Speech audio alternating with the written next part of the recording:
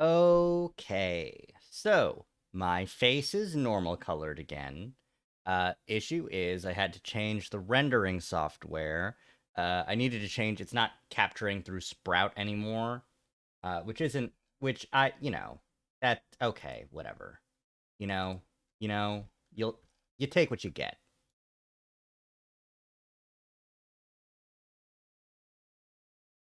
Anyways, the next thing that's not working is my hand tracking.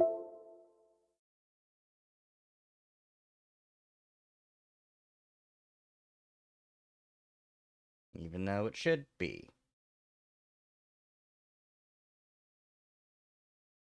Ah. Okay, it's fine. All right, that's working. So let's change the chest. All right, cool. Now it's working. All right, just had to reset it a little bit. Make sure it needs to be a little bit bigger. There we go. And a little bit higher up. Perfect. Okay. Now, finally, once and for all, we can get started with the great Ace Attorney Chronicles. Again, for real this time, I promise. I promise. All right. Now let's actually launch the game. Ah, that was rough.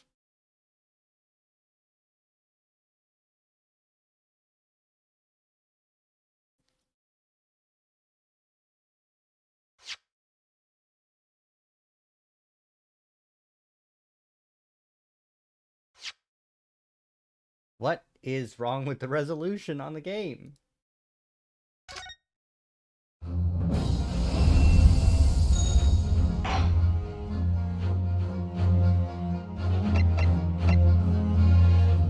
Options.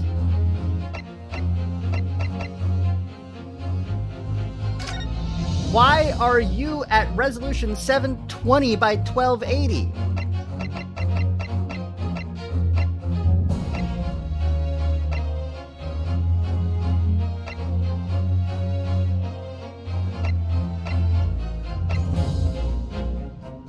Put you on the right monitor. Ah, you're going to the wrong monitor. All right, that's fine.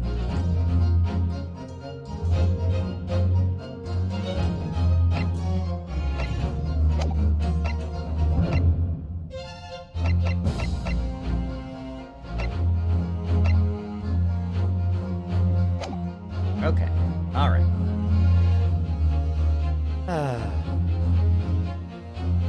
Now that that's done, I can update the game capture.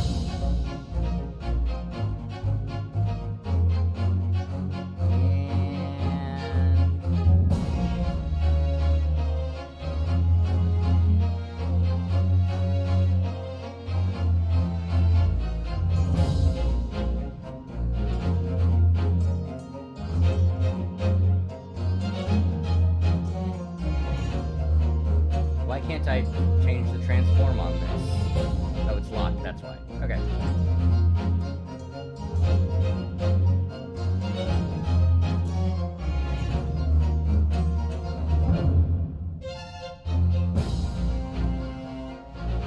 Okay.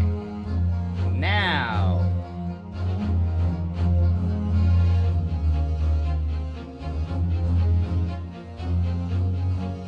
Let me promo this stream in a couple places.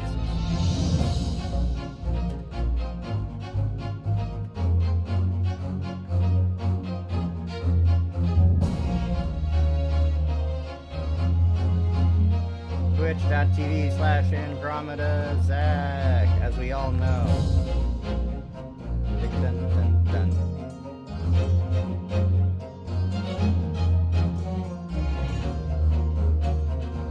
Okay. Alright. Everything's working. Let me also test if my commands are working, because I've gotten some custom commands. Let me also just...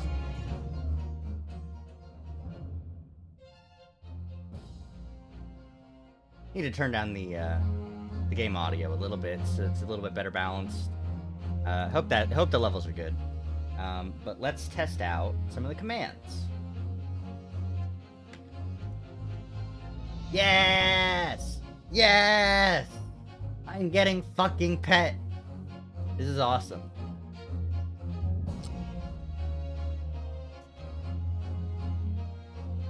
This lasts for a little bit.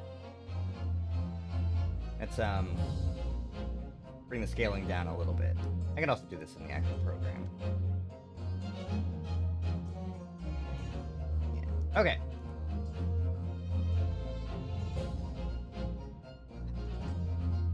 Alright. Now, this is going to be one of the rare opportunities where I am incredibly grateful for Ace Attorney's hard-on for flashbacks, because I have no goddamned idea where we were last. You know? Me, I don't like where I'm at. Let's get a little bit closer and a little bit lower. Too close, too low.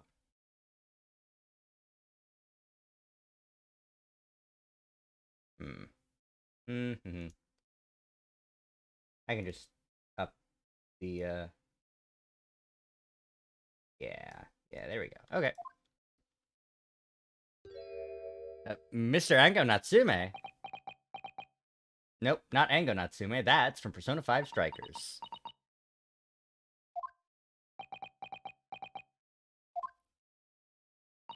This is it then, Mr. Naruto. Yes, it's time to put an end to this now.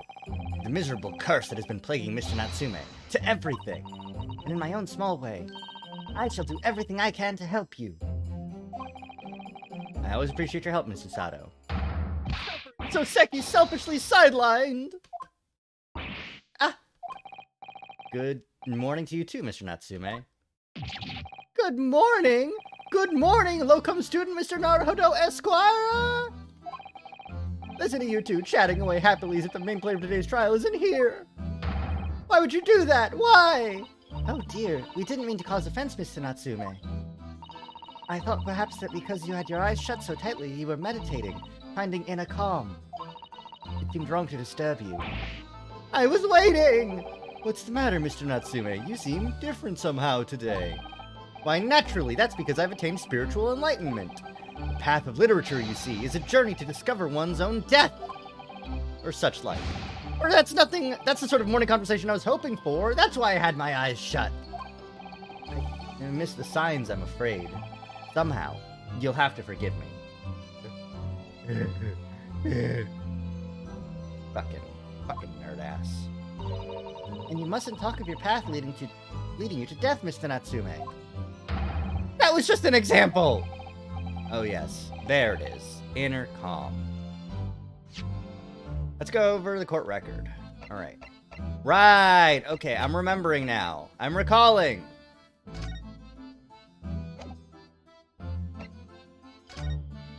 A capital offender who died in a strange prison. These handprints on the wall near the painting. This gas meter with the hole punched in the bottom, so the wax coins. Victim's medical report. He ingested strychnine. Yeah, he ate strychnine. He's fine though. Like, he's not dead. Mr. Shamspear, right. Natsume didn't have tea. Get the torn off envelope. Street map. Alright, that was from the previous. It was submitted in evidence at the trial the other day. Okay, alright, okay. Okay, alright. You barely came to see me at all yesterday. I was sure you'd abandoned me and returned to our beautiful long-lost homeland. We've not even been in Great Britain a week yet. Yes, well, anyway. I intend to set everything straight into court today. I'm determined to uncover the truth. I've actually reached an important decision myself. Oh, what sort of decision? I shall fill you in after the trial. All right. It would seem Mr. Sholmes isn't coming today after all. It's a very clever message, I think. My dear fellows, you must win this battle on your own merits. It's a very clear message, I think, that he's overslept again. The great detective, my arch nemesis. Long may he stay away, if you ask me. Defendant and your legal representative, the trial is about to begin. Make your way into the courtroom immediately. Here we go. It's court time, baby. Let's go. The Reaper of the Bailey. And the Reaper stands for the prosecution. The defense fate is sealed. But I don't believe in that legend any more than I believe in Soseki-san's curse. The truth is hidden here somewhere, and I won't let it escape me. Because of my dance of deduction. Because I've got the hat now, motherfuckers.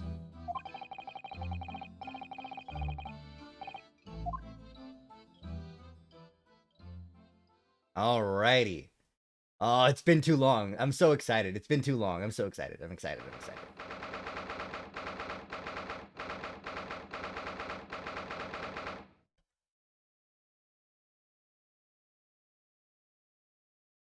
I gotta put on my smile. Ah, Mr. Reaper. In the name of Her Majesty the Queen, I hereby declare this court to be in session. Call upon the counsels for the prosecution and defense to declare their willingness to proceed. The prosecution is ready. Yes, the defense is ready. Very good. And now I call upon the 6 ladies and gentlemen of the jury, chosen by lot to represent the will of the people in this trial. Are you ready to proceed? Absolutely. Justice will be done, you mark my words. Bruce Fairbanks again. And this lady again. And this guy again. Thieves deserve to die, if you ask me, especially gas thieves. I have no sympathy for the man at all. Look, I said it yesterday and I'll say it again now. I don't have time for this. I've got my own problems. Oh, may the Lord show us all the light here and lead his flock to a righteous verdict again today. Now, Lord Van Zeeks, what can you tell us? Prosecution's report, please, for the court. In relation to the theory expounded by the defense yesterday regarding the defendant's tea, well, he does have the results.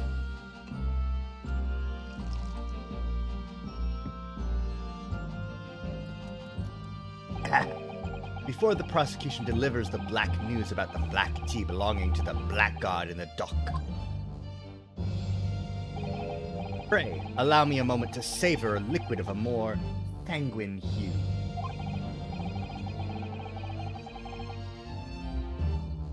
I'll defer to the good detective for the report. Here's to you, Inspector.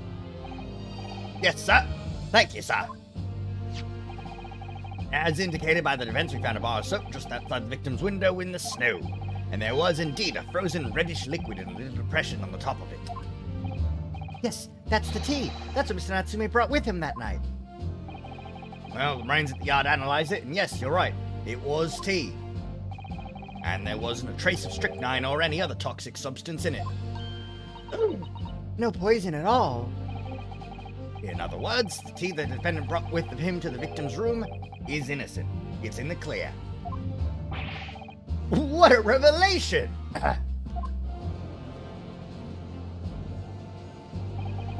As I suspected. This makes it quite clear. The defendant, Mr. Soseki... Objection! Stop stuttering, you fucking idiot! My learned friend is jumping to conclusions again. The typical Nipponese reaction. What?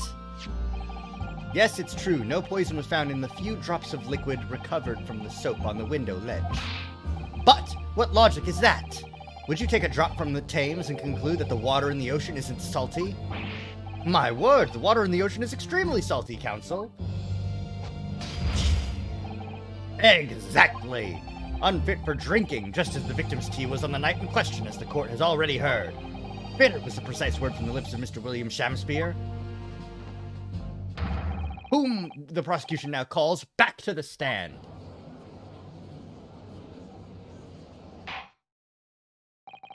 Very well, I will uphold the prosecution's request. Mr. Shamspeare. Yes, it sounds like we're going to have another confrontation with our theatrical friend. Hey, show Mr. Shamspeare to the stand.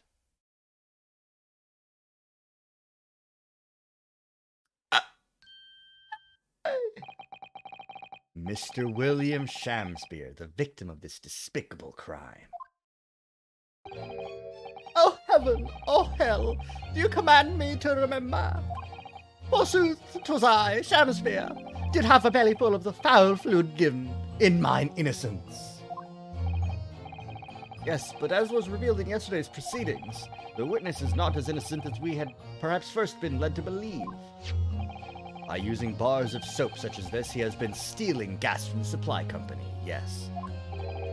One may smile and be a villain. Forsooth, 'twas I, Shamspeare, did have a roomful of the sweet fuel given. That's right, fellow jurors, don't forget, this man is a rotten thief. I hadn't forgotten. Kept all that about the ice coins a tidy secret, didn't you? Should have owned up sooner. Arrest him, I say, arrest him at once, and let him feel the sting in my tail. Oh, indeed, by dint of vile and cowardly means have I plotted to further mine own ends, I confess. Thou wouldst not pardon my sins, of that I am sure. To acknowledge your wrongdoing, what exactly are you doing here? Cowards die many times before their deaths, and for a coward such as I, death be well deserved. But would it that a still greater crime passeth unpunished? For lo, the hairy-faced gentleman of farther east than Verona did contrive to poison me. Ooh! Objection! There's no poison in the tea found in your room. Please attest to that. What the defense would assert as an inconsistency will quickly be cleared up by the witness's testimony.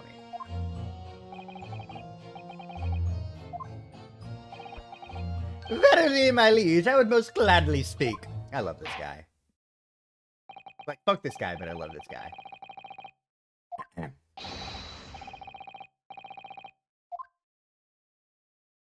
Alrighty. Here we go. The tea inconsistency. The Japanese man did come to my chamber with tea brewed in a pot. 'Twas in my cup alone the wicked miscreant secretly poured his wicked poison. Whilst feigning distraction in our debate, ne'er did a drop of his own drink pass his lips. When he departed by and by, I did use the tea that remained in his cup to make my coin suffice. Thus 'tis no surprise that poison be not found in the tea I did pour into the moulds of soap. The poison was slipped into the cup after the tea had been poured. The normal way for poison to be administered, in my experience. Yeah. Quite, otherwise it'd be disastrous if the poisoner were to mix up the cups, for instance. But no poison bottle was found at the scene. Because, quite simply, the Nipponese took the bottle back to his own room. The absence of a vessel containing the poison only becomes problematic when considering suicide. I knew that. By now it should be perfectly clear. A bar or two of cheap soap is wholly insufficient to wash the deep stains of guilt from the accused's hands. Sirs, madams, 'tis true that I, Shamspeare, be a common thief of gas. But, listen here, ladies and gentlemen.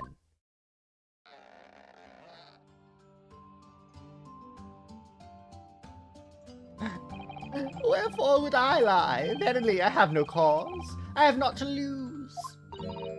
Well, I do declare. Thank you for your testimony, witness. Counsel, proceed with the cross-examination. Yes, my lord. Now remember, Mr. Naruhodo, cross-examine by pressing the witness. Okay, alright, Susato, I get it, okay? Hold it! I understand that you were already acquainted with Mr. Natsume, is that correct? I know thee not, old man. Fall to thy prayers. Do I know thee, or know thee not? Methinks 'tis all I can know, that thy destiny mingles with mine. You lost me at the first "the." Zounds, sir! Thou must learn the English tongue afore thou turns thy hand to lawyering. I did, but I must have missed the archaic Elizabethan lecture. Verily and in truth, what a fine-flavored brew, though a drop of poison did barb its sweetness, as the thorn doth barb the sweet rose. That, dear friends, be the simple truth. Listen to Mr. Shamspeare. He seems in even better form than he was yesterday. Either that or I'm in worse form. That fated evening after I did dine, at Grubb's Grubbery, a local alehouse of good report, naught did pass my lips but the tainted black tea. But behold, the poison was not in the tea at first. 'Twas in my cup alone that the wicked miscreant secretly poured his wicked poison. Are you sure about that? How did he pour it? You saw the moment that the poison was added to your tea? To have witnessed the act and then drank the tea? Thou dost describe the actions of a fool. Quite so, quite so. But no one likes going thirsty, do they? Sooner would I die quenched than parched. Would I have the choice? Actually, on the night in question, the water main was frozen, I believe, wasn't it? Were it not for the tea, in sooth, I would sooner have died frozen than quenched or parched. Right, no ice coins means no heating. The witness had more than one brush with death on the night in question, it would seem. Remind the court, Mr. Shamspeare, as to whether the accused drank any of the tea by which he brought with him. With the greatest of pleasure, my liege.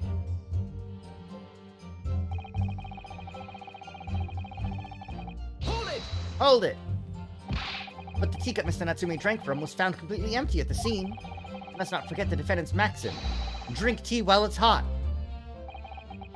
I did gulp from the poisoned cup that night, and in mine agony did I writhe uncontrolled.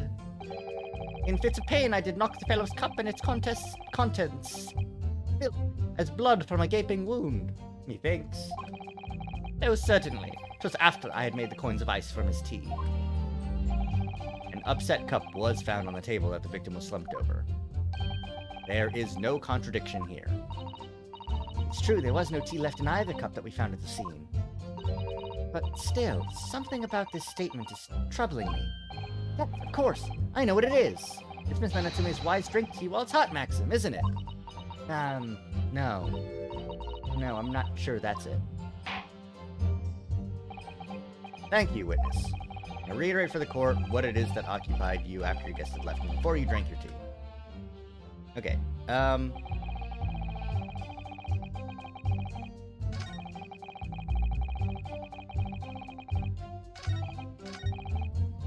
Alright, take a look.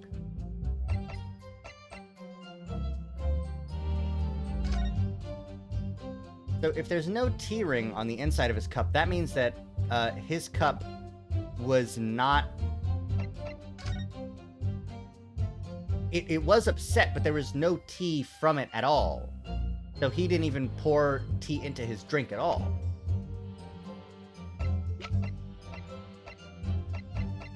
Right? Objection! Yes! You claim that Mr. Natsume didn't drink a drop of tea on the night in question. But that's impossible.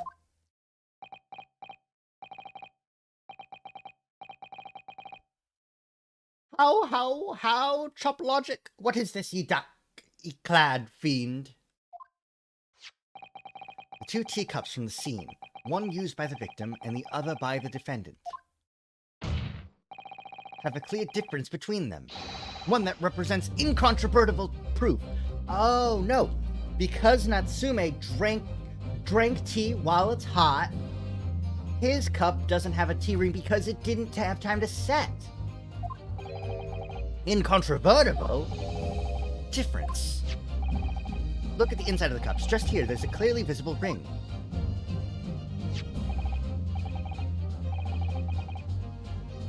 A tea ring, commonplace enough.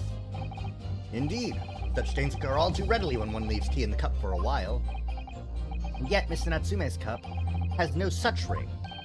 Good lord, you're right! It's completely clean! And prithee, sir, what makest thou of it? Exactly what Mr. Natsume told the court yesterday. Japanese saying he quoted.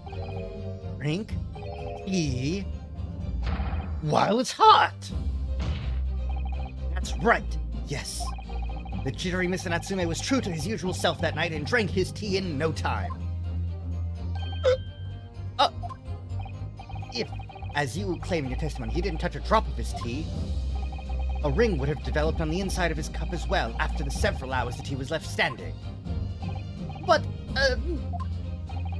in short, Mrs. Shamspeare, you clearly lied to the court. To another... Objection! So he lied, so what? Who cares?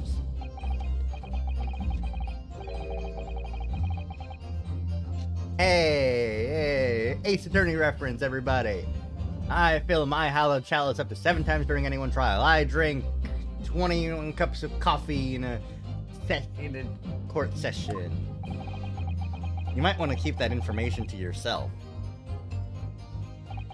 Yet on occasion, tedium distracts me, and I pour more times than I intended until the bottle is dry. Your drinking habits are fascinating, but irrelevant. On the contrary, they illustrate the fickleness of human memory. William Shamspeare. Yes, my liege.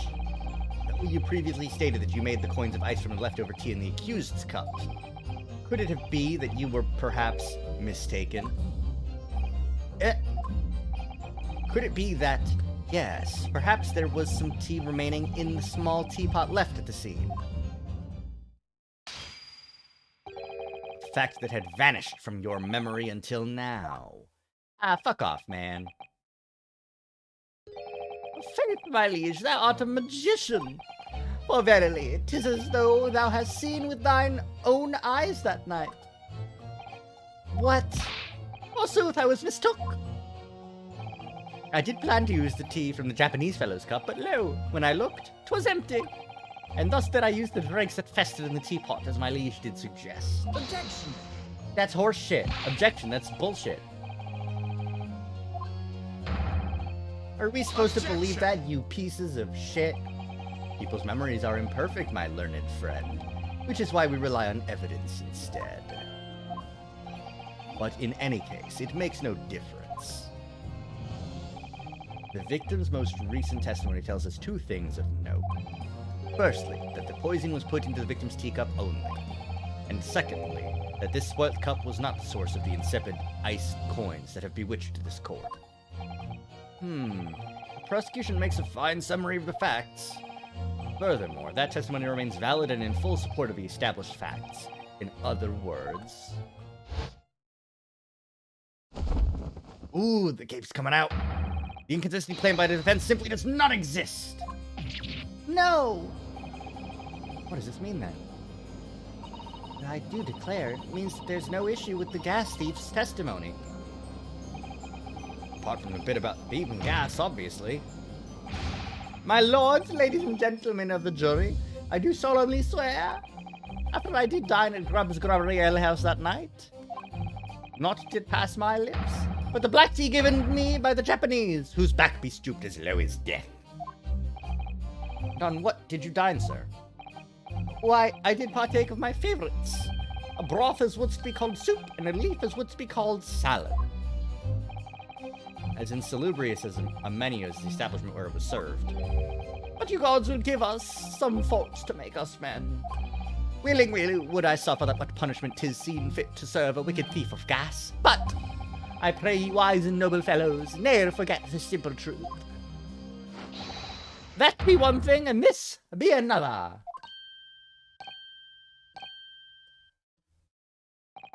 Jurors all, your humble servant Shamspeare doth entreat you, punish the Japanese fellow for his sins. My lord! If I may speak, my lord. Yes, Mr. Foreman? I believe we may have been duped by that rotten defense lawyer. By me? I do declare you may be right. We all know the wife there was making coins of ice to keep himself warm. This lawyer lad says if he's stealing gas, he deserves a dose of poison, eh? He's been leading us up the garden path, that's what he's been doing. I really never said anything like that. But what we just heard from the victim there has opened our eyes again. We've reached a decision this time, and we won't be swayed from it. The court acknowledges the position of the jury foreman. We will duly hear the jury's findings. What? No! You can't yet! Ladies and gentlemen of the jury, you will state your decisions now. Guilty! Guilty. Guilty. Guilty. Guilty. Guilty.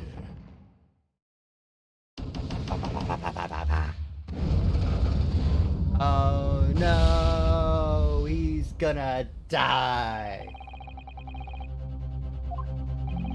Oh, happy day. This is happening. My lord, the defense asserts its right to carry out a summation examination. Very well. Court upholds the defense's right. My learned friend is unable to accept the obvious truth. This trial will therefore enter its second summation examination immediately. Jurors, the court calls upon each of you to state the grounds upon which you find the defendant guilty of the crime of which he is charged. Alright, you motherfuckers. I'll get you for this. We'll see who the real killer is. A man of logic may, and having considered all the evidence, the defendant must logically be guilty. I agree that gas is far too expensive. I can quite understand why the man would want to avoid paying. The stuff explodes and it can poison you. It's absolutely lethal, gas is. Gas doesn't come for free. It costs a fortune to deliver it around the city and maintain the pipes. Truth be told, the tea my wife serves up for me is a little sketchy at times. If nothing else passed the victim's lips that night, there's no other explanation, is there? Did he get poisoned by the gas?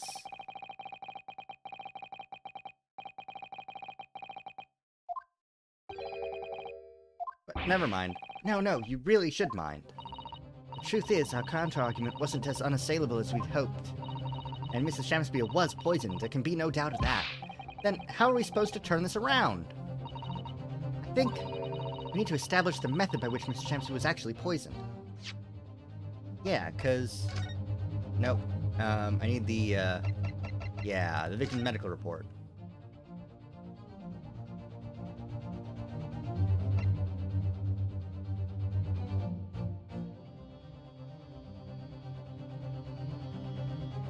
But, so, it was strychnine, though, which shouldn't be in your fucking gas mains? I hope to God it isn't in the gas mains.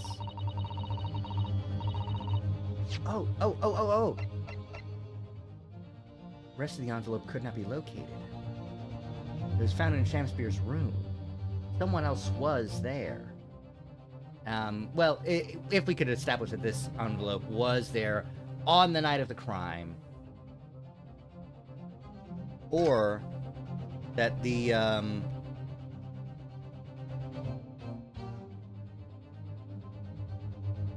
like, what is this? Like, no, that must be, I don't know if that's texture for the ripped envelope, or if it's, you know, something. Because it could be, there could have been strychnine in the envelope. It's a small amount. Strychnine's incredibly lethal.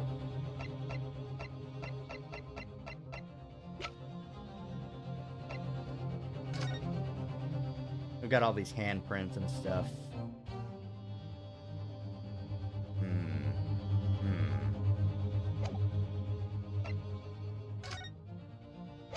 And the murderer Selden. Mr. Garadeb and the Art Boy. That's surely almost impossible at this stage. If we don't manage it, though, Mr. Natsume will be found guilty. No delays, counsel. Proceed with the summation examination. Oh, that's him in the back. This is him going, oh.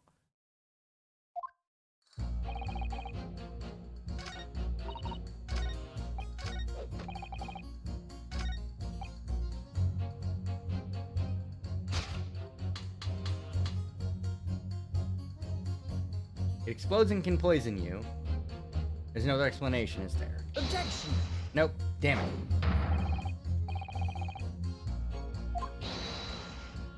Alright, I'll press more.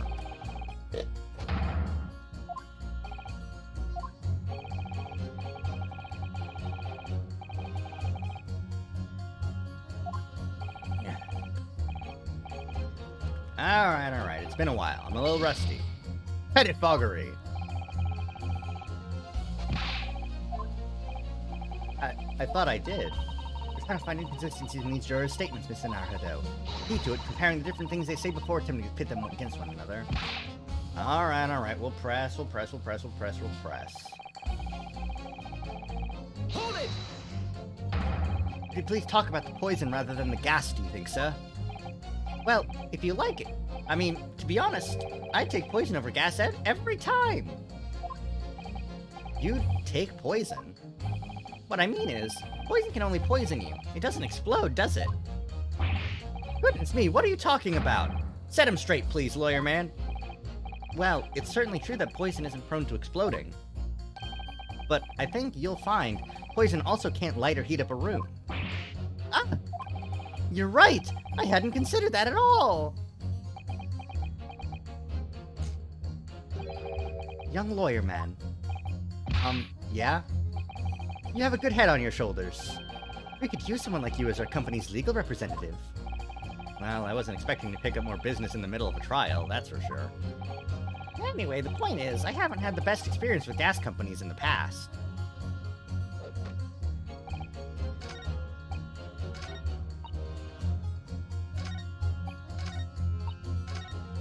Let's work through this guy's logic. Hold it! What is your logic? Can you explain it? All the evidence you say? That's right. And there's no room for doubt. It's all pointing to the Japanese man with the big mustache. That is the English man with the bigger mustache. Which means we need to show the man some new evidence to make him change his mind. If only we had that kind of evidence. Don't worry. This summation examination has barely started, really. Perhaps there'll be a shift in the situation that shows an existing piece of evidence in a new light. Okay. I need to find some way out of this deadlock. I don't think it's you. Hey, what's up with your sketchy tea, buddy? You alright? You mean it's poisoned? That's right. It's happened a tide a few times now. This is most troubling indeed. Always days like this one when I don't get any wages. I get in at tea time, see? And I see her doing it. My wife, she gets that devilish look on her face, and she slips some white powder into my cup. And you drink it anyway? I was brought up proper, I was. Someone gives you a cuppa, you drink it. And what happened to you? What did it taste like? It was god-awful, believe you me. Salty as hell.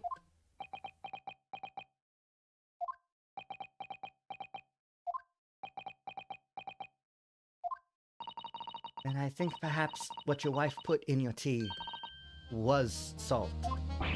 No! So, she doesn't even care enough to poison me properly, eh? Unbelievable.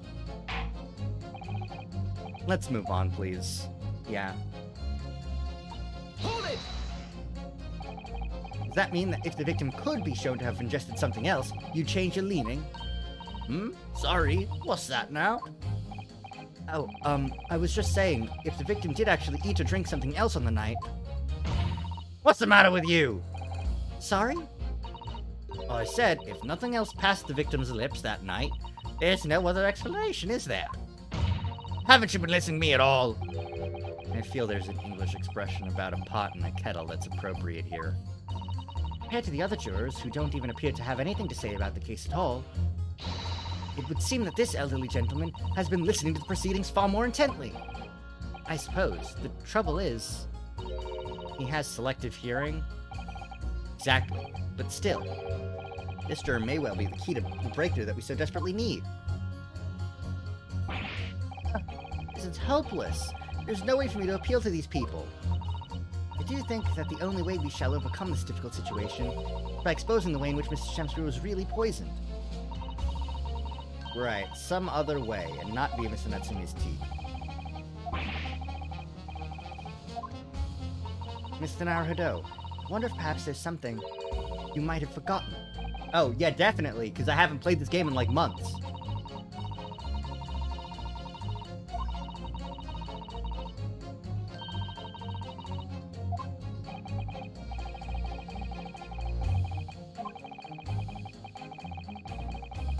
No, I remember.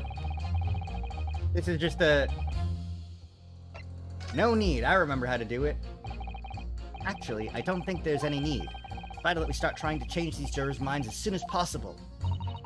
Of course, I'm sure you're right. But if you decide you would like your memory refreshed, you need only ask Miss Naruto. No, I remember. I just,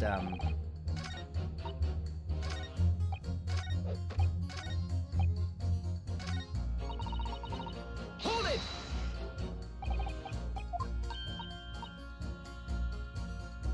Excuse me. Oh, I hit space. I didn't think that would do anything. What the blazes? What's the matter with you, you young hooligan? Oh, I'm sorry. It's just, you seem to be lost in thought. Did something that was just said ring any bells with you, perhaps? What are you trying to do? Make me look like a gala? Maybe my mind wandered for a moment, but it hardly warrants being victimized like this.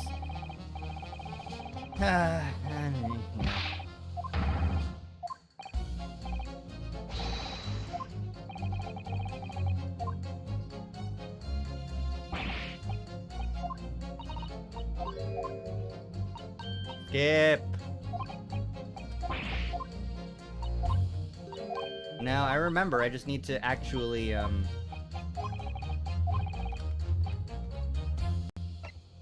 Fine, whatever. When particular jurors talking, the other jurors will be listening naturally. Most of the time when people are speaking themselves, they are careful not to give away more than they want to. But when they're listening to others speak, then they tend to be less guarded.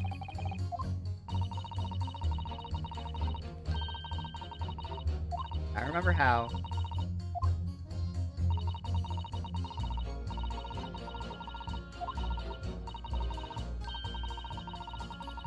I remember how, Susato.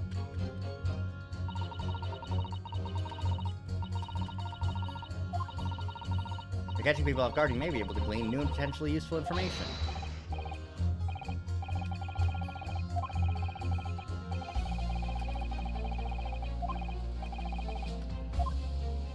The issue is that I need to find the thing. Hold it! The thing in... This isn't the time or place to be discussing the price of gas, madam. Really, think of the injustice. Air is a gas, and air is free. Why should Altamont gas cost money? It makes my blood boil. I can feel myself becoming more ruthless than ever. This isn't the time or the place to be ruthless either. If I might interject here. Ah, yes, madam. Indeed, my fellow juror takes issue with the price our company charges for gas. But it's precisely because of thieves like this man that the cost goes up. Oh, what a beastly man. That unkempt mustache, those hunched shoulders, poisoning tea and stealing gas. Utterly unforgivable. No, Mr. Natsumi isn't the one who's been stealing gas. I'll thank you not to go adding on more crimes. Mr. Natsumi hasn't been poisoning tea either. Well, anyway, I've quite made up my mind. It's as made up as the price of gas. Nah, it is pretty made up. Hold it! Can we please refrain from all this talk of gas? There's an all-out attack underway here, in case you hadn't noticed, against my company's gas. Just to sit here and take it, am I? I don't think so. She's really buzzing now. All I've heard about our wonderful fuel is explosions and poisonings.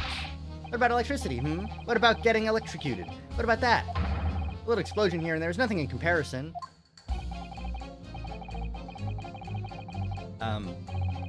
Nevertheless, the theft of gas is deplorable. My point exactly. The gas thieves aren't even the worst of our enemies. We have far more devious shepherd's to contend with on a daily basis, you know. More devious? Who, madam?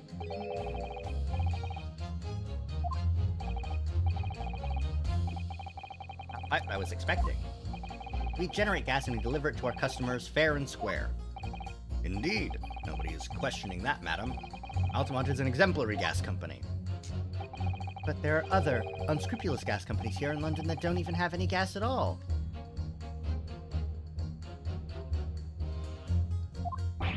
What? But if they don't have any gas, how do they go about selling it to people? You wouldn't think it possible, would you? They steal our gas, you see, and sell that. They steal your gas? How on earth is such a thing possible?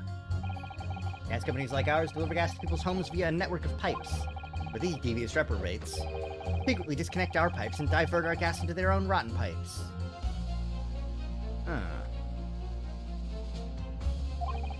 And they make a contract with the household supplied by those pipes and take money for the precious gas that's rightfully ours, without us even knowing. They're diverting gas into their own pipes illegally. What a brazen form of theft. When we visit customers' houses to collect the money from their meters, we always have to check whether or not one of these devious companies has been up to its tricks. Finally. There we go. Do you have something to say about that, juror number 3? Oh, golly, you mean me? I'm terribly sorry. I was just thinking to myself. I really did catch him off guard there. Thinking about what the lady next to you was saying, correct? Well, yes. And I just got a little riled about it recently, you see? Go on. An Altamont gas worker visited my house the other day to investigate the pipe work. We need to ask for your cooperation while we carry out a secret check of your property, sir, the fellow said. So I let him in, and do you know what he did? I'm, afraid I have no idea. Please tell us. He proceeded to take one of my lights off the wall. And he grabbed the exposed mouth of the pipe and started blowing into it. What do you think you're doing, young man? You're giving away company secrets there. Oh, please, everybody knows. It was very nearly the death of me, I can tell you. What do you mean? I'll explain if you don't mind. As I said before, these unscrupulous other gas companies connect their customers to our pipe network. Yes, but how does blowing into the pipes come into it? Obviously, there's gas in the pipes, and it's at a fairly low pressure. By blowing air through the pipe, you can make the pressure drop temporarily. Drop? And if you do that, any lights connected to the same pipe will flicker for a moment. Ah, I see. In other words, if upon blowing into the pipe, the lights of an adjacent property that has no contract with your company flicker, you can know that these devious scoundrels have been meddling with the pipes. Exactly, my lord. That's it in a nutshell. It's the reason why we have teams of workers going around neighborhoods to investigate which lights flicker. The trouble is, the particular worker who came to my house didn't know the strength of his own breath. He blew down the pipe with all his might, and you can guess what happened, can't you? Well, if you blew hard, then... Wait, you mean... That's right, the lights didn't just flicker, they went out, along with the stove. Gas started pouring into the house. Oof, what a disaster. Gas supply must have been interrupted briefly because the man blew too hard, so the flames went out. I'm afraid I yelled at the fella. Are you trying to kill us all? I said. By disconnecting a lamp and blowing into the exposed gas pipe, it's possible to extinguish lamps and stoves connected to the same network of pipes. And then when the gas starts flowing again, it just silently seeps into the room. Mr. Naruhodo, I think perhaps... Yes, this is almost certainly the clue we've been hoping for. Juror number 3, the defense requests that you amend your statement to include that information. Oh, well, if you like, I don't mind. I do! That's our company's secret method of identifying the rogues that try to diddle us. Like I said, madam, it's widely known already.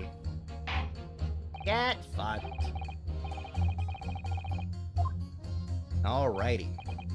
Yes, my lord. Though I'm not really sure what the point of all this is.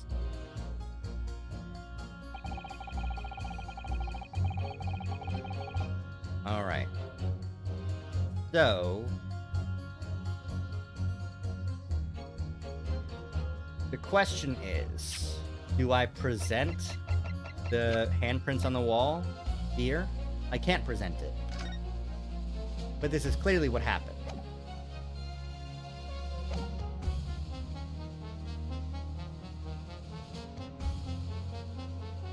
So, what do I do with that information? Do I pit this against somebody else?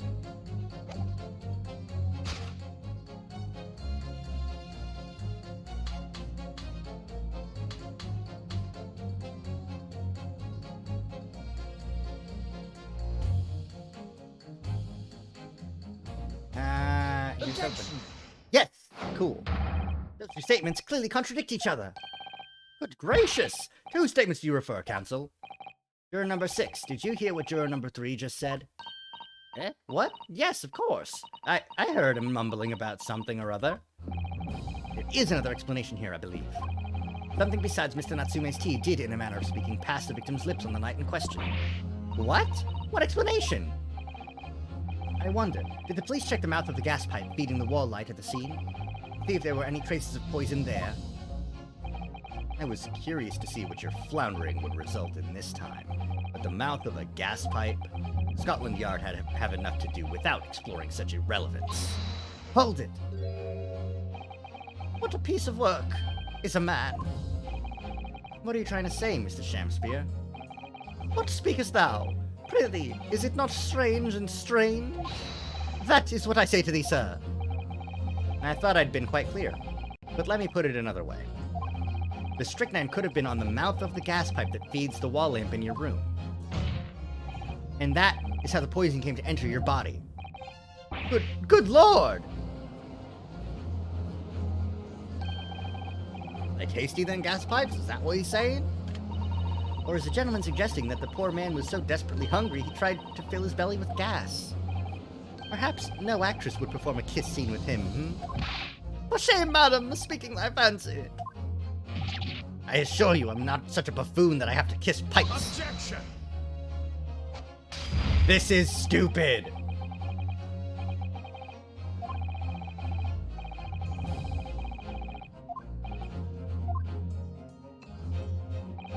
To begin with, the lamp in the victim's room is high on the wall.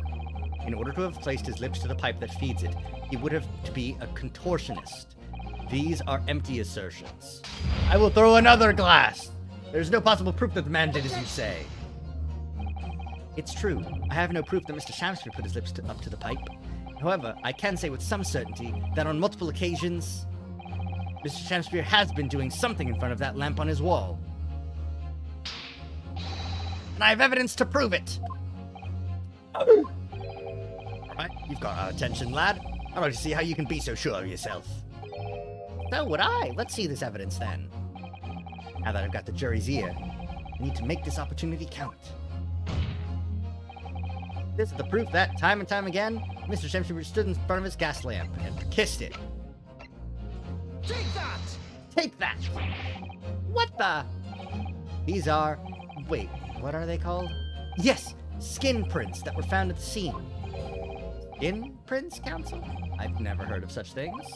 The Justice Ministry is currently assessing whether or not to permit fingerprints as evidence in court, however. My lord, this is an exciting new forensic technique developed by the great detective Mr. Herlock Sholmes. It reveals all of the places that Mr. Shamspeare touched in his room. I've never seen anything like it. I mean, that's black magic, isn't it? Well, if anyone could invent something like this, it's that great Sholmes fella, that's for sure. I agree. This month's edition of Engineering Thumbs was quite fascinating. We found skin prints in many places that you would expect. On the table, on the costumes.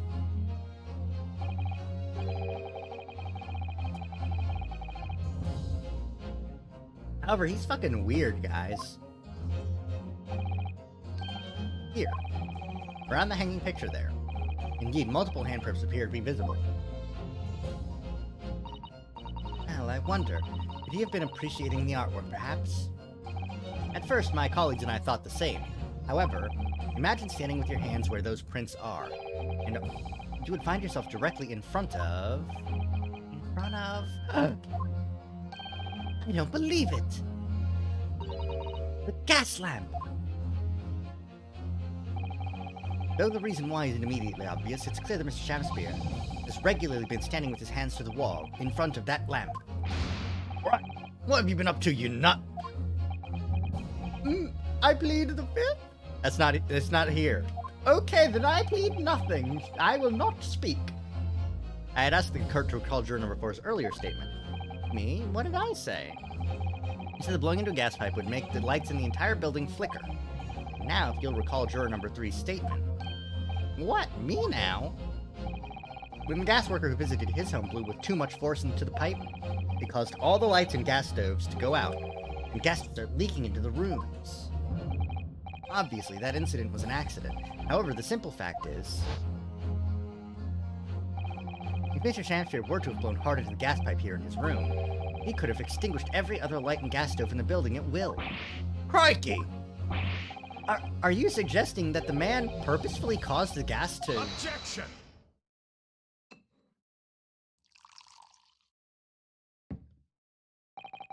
Whilst I acknowledge that the prosecution is required to remain silent during a summation examination, this is fucking stupid. I hate this so much. What is the meaning of this, Lord Van Zieks? This curious photograph, or whatever it is, presented by the defense, the so-called skin prints. Clearly, that cannot be accepted as any form of usable evidence in this case. But it's an exciting new forensic technique, developed by a great detective. It's nothing! A mere toy developed by an amateur sleuth with too much time on his hands. Certainly, even research of this nature by the esteemed Mr. Sholmes cannot be recognized by the court as formal evidence. But...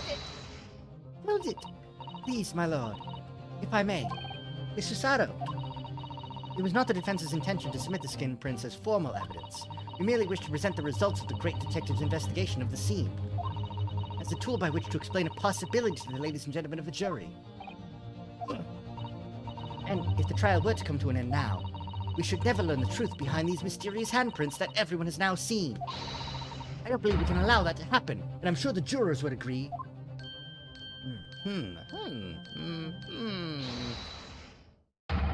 You're right! Whether those strange handprints are a significant clue or not, it's down to us to decide.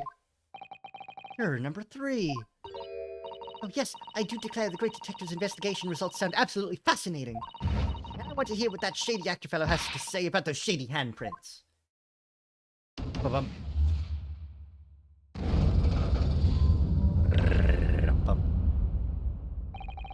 What's the matter with you two? That was foolhardy. Well, I did say it, didn't I? And I don't like to break a promise.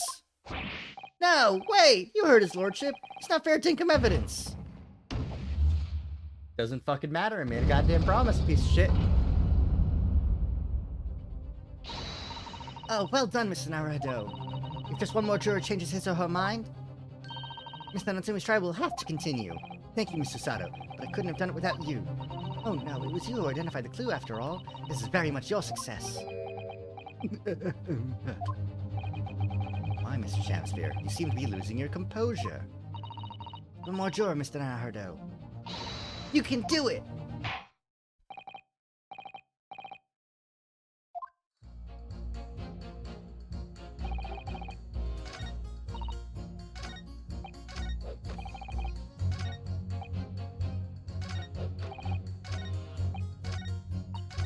Well, Hold it!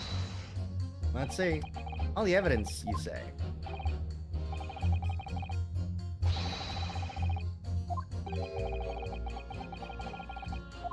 It's not skipping. Another possible explanation for the events on the night in question. What do you make of that? What, your so-called skin prints? It's an exciting new forensic investigation technique, developed by the great detective himself. The numerous handprints on the wall are clearly out of the ordinary. And if Mr. Shamsphere had indeed put his mouth to the gas pipe on the night in question, it can't be denied that there's a possibility that's where the poison was. Well, yes, I won't deny that it's playing on my mind. But as the prosecution rightly says, we should pay no heed to unacceptable forms of evidence. And besides... Yes? Even if the fellow has been up to some mischief with gas pipe dozens of times before, it doesn't mean he got up to the same shenanigans on the night in question, does it? Oh. If you can't make your case better than that, I'm afraid I can't change my stance. You do make a very valid point, sir. What? That's true. Perhaps I was a little hasty. Oh, no, wait! You've got your chance here, haven't you? So it's time to prove your theory. If you and your Japanese cohorts can, that is. Let's leave our nationality out of this, would you? Naruto, if we can't substantiate our position, I'm afraid the jurors that changed their minds before may very well change them back. And I do. Is there any more proof I can give here? Make sure that Mr. Shamsphere really did blow down the gas pipe in the night in question.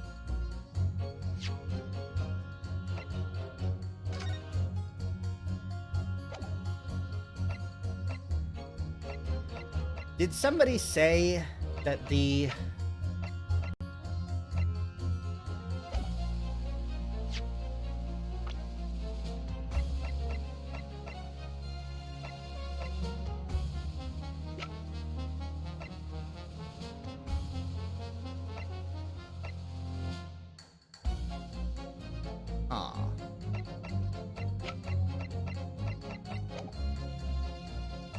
I can't present evidence, but I think somebody said the gas stove went out.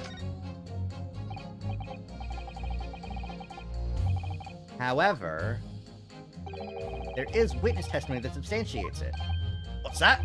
Testimony? This is incredible. Whose testimony? Yes, it's all connected. Everything is linked. The person whose testimony revealed details about the gas in the Garrett residence that night. Namely, I don't remember who. God damn it. How far back does this history go? Not far enough. Okay. Mr. Garrett? Take that!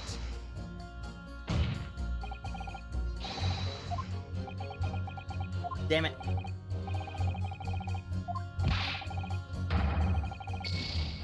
Damn it. The witnesses spoke about the gas on the night in question. Yes, there was someone.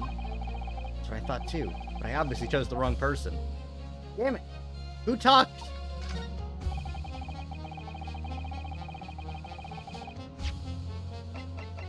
Was it... I mean, it was either Natsume himself or the gas man. Probably the gas man. Because I don't think people would accept Natsume's... Well, would they? Would they?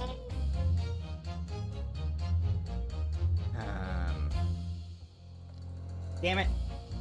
This is usually playing the games, playing cases separately, and over the course of months, and completely forgetting. Okay.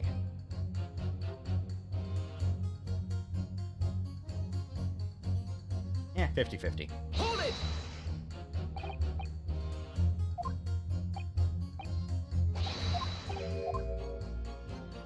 Skippity, skippity, skippity, skip, skippity, skippity, skippity, skip, skippity, skip, skippity, skippity, skip, skippity, skip. It wasn't Mr. Garadeb.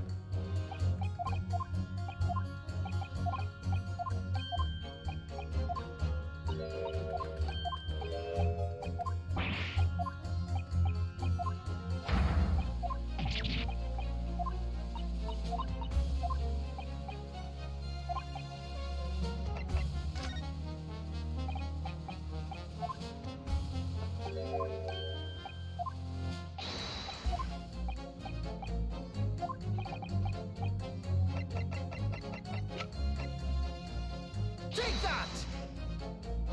Damn it.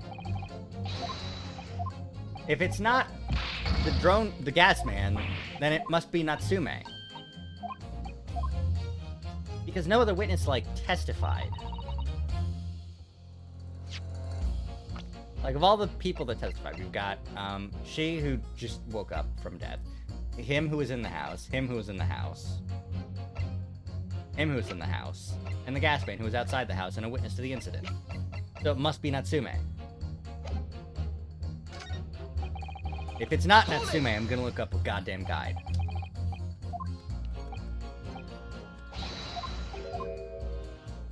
Can I skip? Can I skip? No. I just have to mash space? Okay.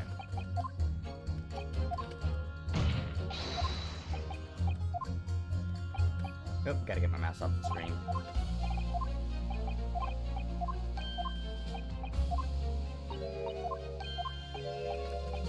Oh, come on.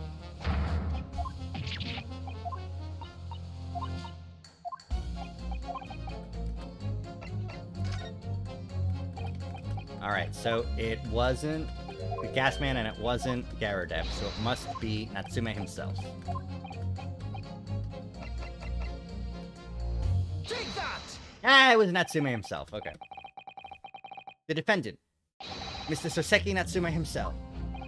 The defendant? At the very beginning of the proceedings here in court yesterday, Mr. Natsume said the following. My lodgings! There's been a whole series of strange happenings in my lodgings. Even on that fateful night it happened. When I returned from Mr. Shamsphere's room, I lit my gas stove and climbed into bed, but before long, the stove went out, and somebody tried to kill me! On the night in question, gas in the defendant's room went out. I asked the court, was that a mere coincidence or not? Good golly! So that Shamspeare fellow blew air into the gas pipe to make the man's stove go out on purpose? Now all the oaths are there. What would he do that for? Mr. Foreman. What is it, man? We cannot allow judgment to be passed whilst this doubt remains. It's true that I don't have conclusive evidence yet. However, you must surely agree there's more to this case than meets the eye.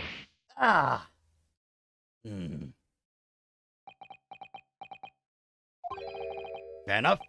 Like I said at the outset, a man of logic, first and foremost. Yay, I did it. With just a life to spare.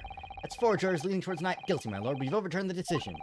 Therefore, the defense calls for the trials to continue.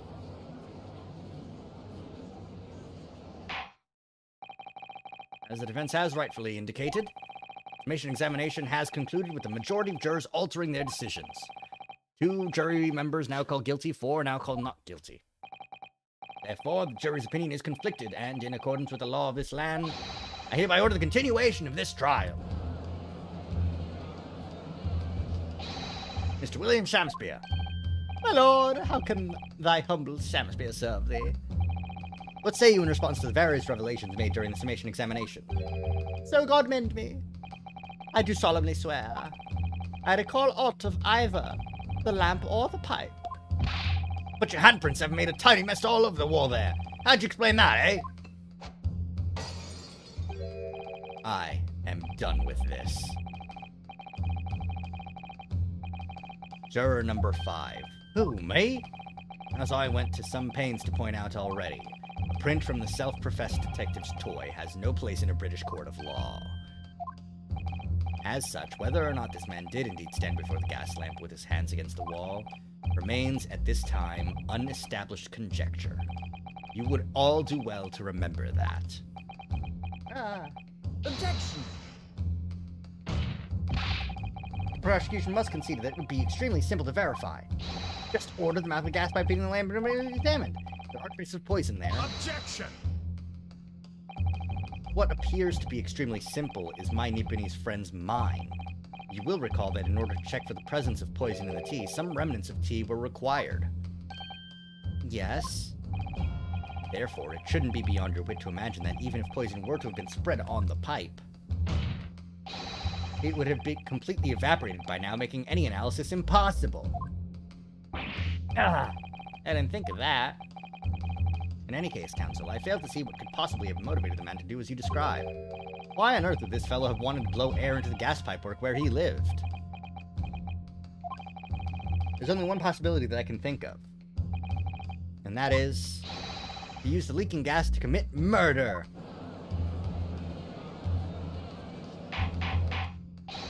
Order! Order! Counsel! Precisely whose life do you propose this man was plotting to end?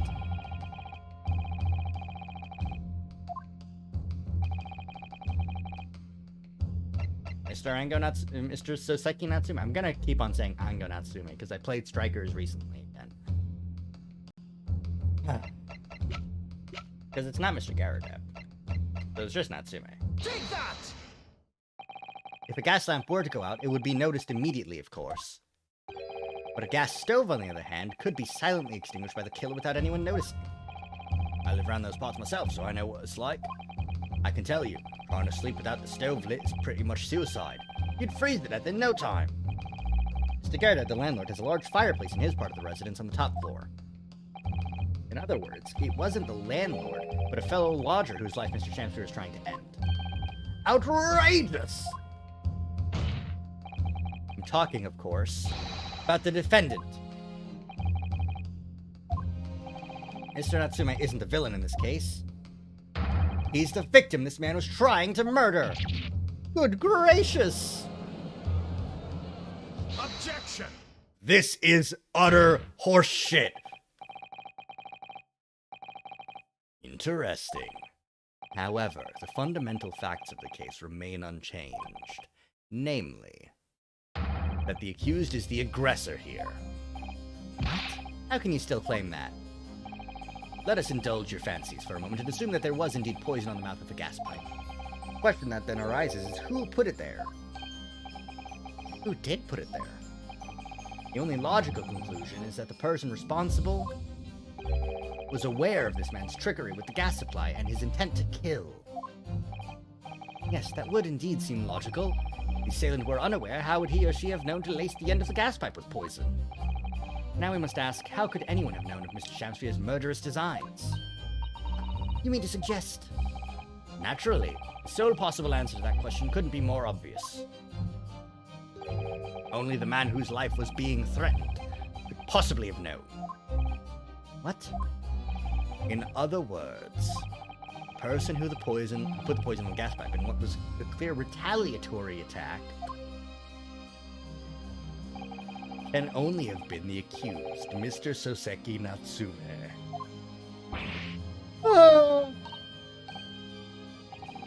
Whatever Mr. William Shamsphere may or may not have contrived to do, he was nevertheless the victim of a potentially lethal poison attack. And the only person who could possibly have perpetrated that attack is the accused, Mr. Natsume. I'm getting an idea of where this case is going to go.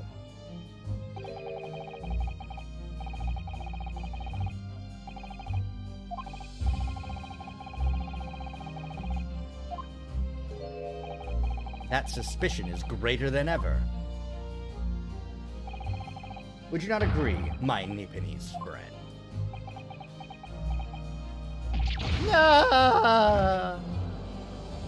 No, I don't agree. Thank you for asking.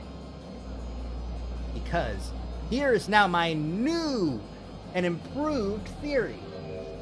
First off, I think it was Olive Green who poisoned Shamsphere. Because he was trying to get the treasure that was hidden in the apartment.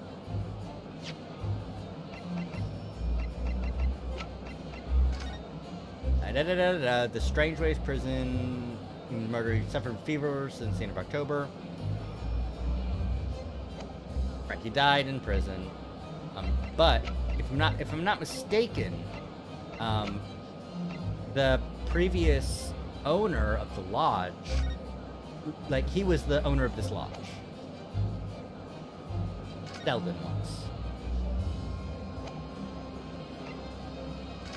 And then Garadeb is here with the old lodger, Mr. Duncan Ross, who died a month ago due to gas poison caused by Shamsphere because he wants the treasure that's in the room. And this photo was found in Shamsphere's room. Miss Nenarhado, you must respond. Otherwise, the members of the jury may very well change their leanings against us once again. And this may be our last chance to gain the advantage. What advantage? Well, it would seem that somebody put poison on the gas pipe in Mr. Shamsphere's room. We must name that person now and absolve Mr. Natsume of guilt. You mean name the true culprit? I know it might sound impossible, but if we fail to do that, I have no doubt Mr. Natsume's fate will be sealed once and for all. As it happens, one possible culprit does come to mind. Evidence, the poison. It's all pointing to a particular person now. Prosecution calls for the jury to consider their leanings again. I trust you'll make the correct choice this time, Mr. Foreman. What? Oh, don't you worry, we know exactly what— Objection! Everybody, shut up! I've got a sick new theory to give out. There's one other person who I believe could have been involved in all this. The true culprit of this crime. The true culprit? A term found only in second-rate novels featuring third-rate great detectives. But why not? This farce has gone on for so long already, I see no reason to cut it short before its disappointing climax. Thank you. Tell us, my learned Nipponese friend, what is your latest theory? Who is the so-called true culprit of this crime? It was me! It was Susato!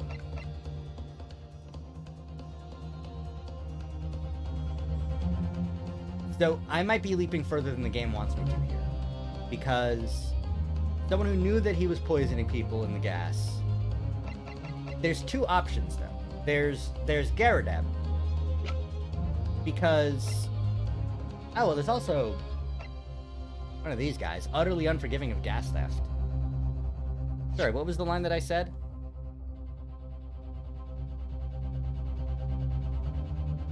The evidence to poison is all pointing to a particular person now.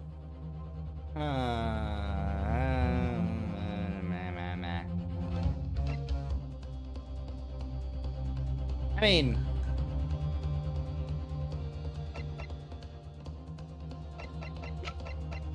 I think it was green. I'm gonna say I think it's green. Take that! Not green! Damn it!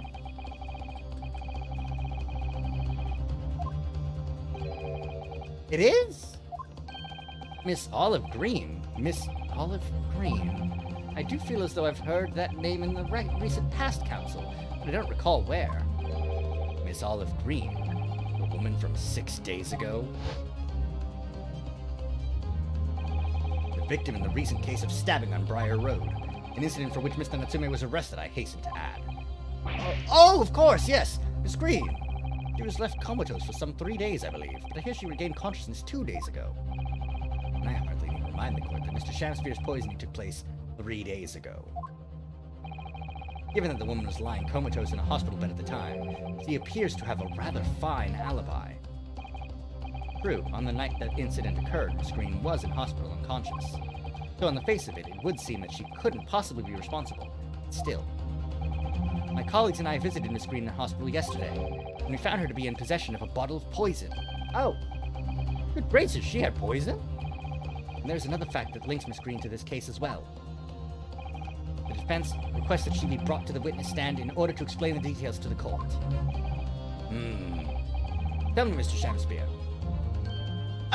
And my lord, pray, what be thy bidding? Are you acquainted with Miss Green?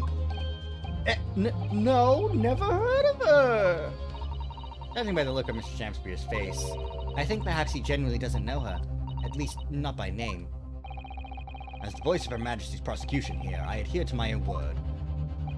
We will see my learned Nipponese friends fast through to its conclusion.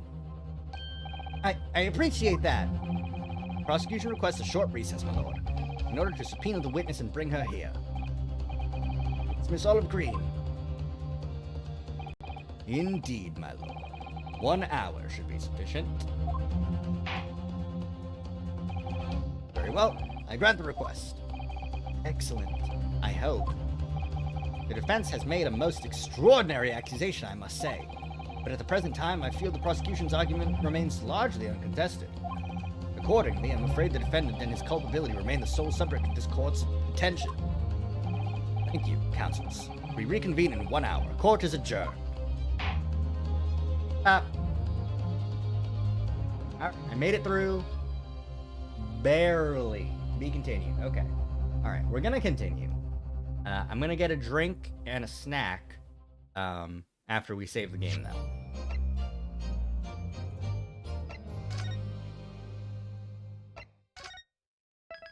Man, I really did not remember anything about this case. Let's get some Ace Attorney music playing.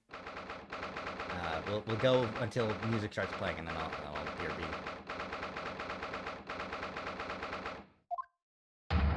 Joyful, jubilant, jumping jacks. Bum bum bum bum bum bum bum bum ba-dum ba-dum bum bum bum bum ba-dum bum bum. Oh, stop proceeding. BRB.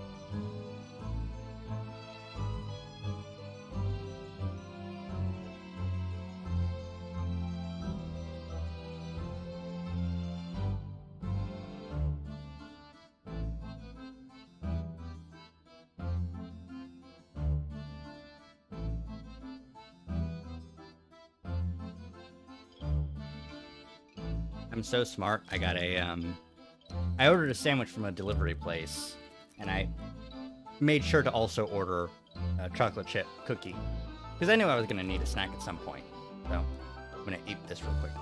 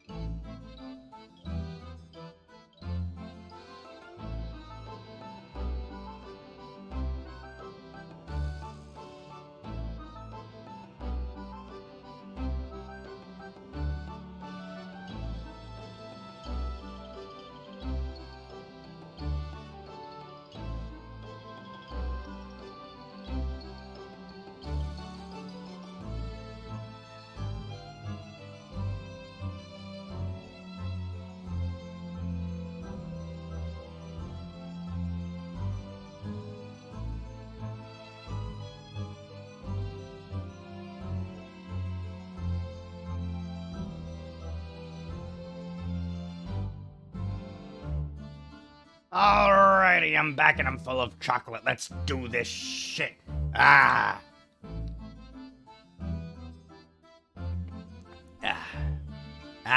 Here we go. Okay, hello, I'm back. Oh, Mr. Natsume, I'm so pleased for you. I was scrolling through while I was eating that cookie, and it was talking about how so Seki Natsume's family, when asked about the game, told the Ace Attorney devs, yeah, you can just do whatever you want. It'll be funny. And they were right. Locum Sid Miss Naruto Esquire, and non-locum judicial assistant Miss Mikotoba Esquiress. Now, finally, at long last, there can be proof. Proof that I'm innocent, and proof that my tea is innocent. Good morning, my dear fellows. Yeah! Let's go! My man! Lock Sholmes. May you drink my tepid tea and fall forever silent. I thought the tea was innocent. Oh, Mr. Sholmes, you came! How wonderful! Please, save your derision. I know what you're all thinking. Good morning, he says, when it's very nearly time for luncheon. Your scorn is written clearly across your faces. Nobody said or thought anything of the sort. Truth is, I was determined that today would be the day. As sleep seduced me last night, I thought, tomorrow, for once, I shall not oversleep. I'll rise early and be present in court to support my companions. Such spirited determination is a beauty all of its own, does it not? Oh, yes. And then I began to muse on the subject. Why do people oversleep, I queried. Why, time after time, do they make the same foolish blunder? And the answer came to me at once. It's so delightfully simple. People oversleep. Because they sleep. Well, is that not an astute insight into the matter? Oh, yes. Upon which realization I attempted an experiment.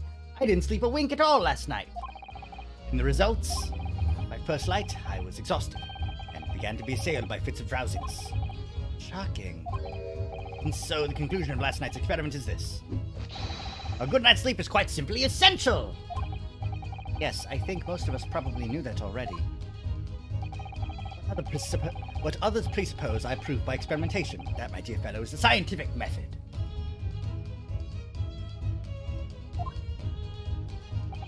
Ah, yes, and one more thing. You remember this? Ah! Yes, of course. Yes, of course, it's the poisonous green was about to drink at the hospital yesterday.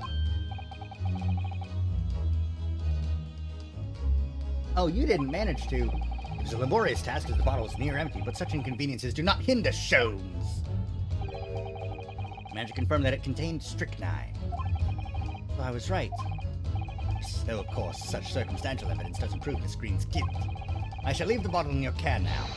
Licking the inside of the neck is not recommended.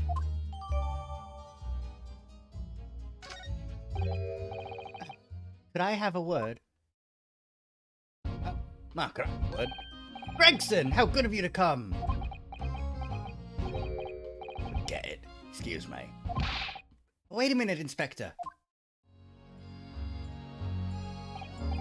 I, don't wish to make a nuisance of myself. The look on your face, I'd say someone else it's someone else who you think is making a nuisance of himself. My dear Inspector, please speak freely. Pretend that I'm not here. Believe me, if I could do that, life would be a whole lot simpler for me. You have the results, Inspector, of the investigation in Mr. Shamspier's room. Not yet. Shouldn't be long now, though.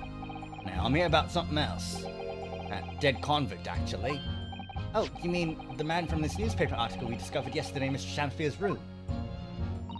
A man by the name of... Selden. Went through the archives of the yard and dug out the fellow's file. There's something in there that, caught my eye. Something caught your eye? What, Inspector? What? I've copied out the relevant parts for you, so you can read it for yourselves. Thank you.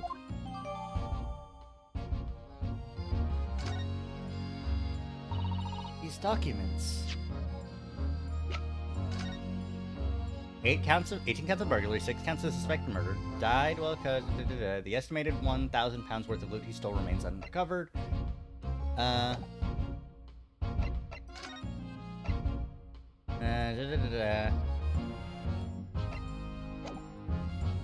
it's the same as the article. It's the same.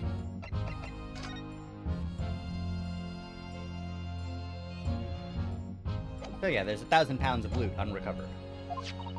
Include the details that were in the newspaper cutting we found in Mr. Shamspier's room. I'll rearrange everything in the court records so we don't have duplicate information. Why are you giving us a copy of this important file, though? Well, you're the ones who turned up the clue in the first place, aren't you? I'm just making sure things get handled in the proper fashion. Oh, Scotland Yard's workings are so wonderful! Indeed, my dear fellows, and the inspector here is a shining diamond in its crown. Shining diamond in the rough, maybe. I just don't want to be beholden to a lawyer, that's all. Thanks, Greggy. Counsel of Defense and the defendant. Court proceedings are about to resume. Make your way to the courtroom at once. Well, I shall leave you then. I'll be listening with interest from the public gallery. Not nodding off at all, certainly not. Thank you, Mr. Sholmes. Rather tired of seeing Mr. Mustache in floods of tears personally, so best of luck to you. Welcome, student Mr. Naruhodo Esquire! Yes, Mr. Natsume? It's time, isn't it? Yes, this is it. Miss Olive Green and Mr. William Shamspeare. This is going to be the final battle.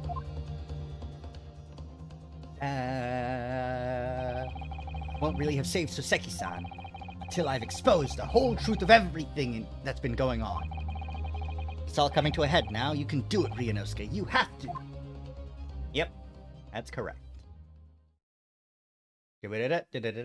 Da.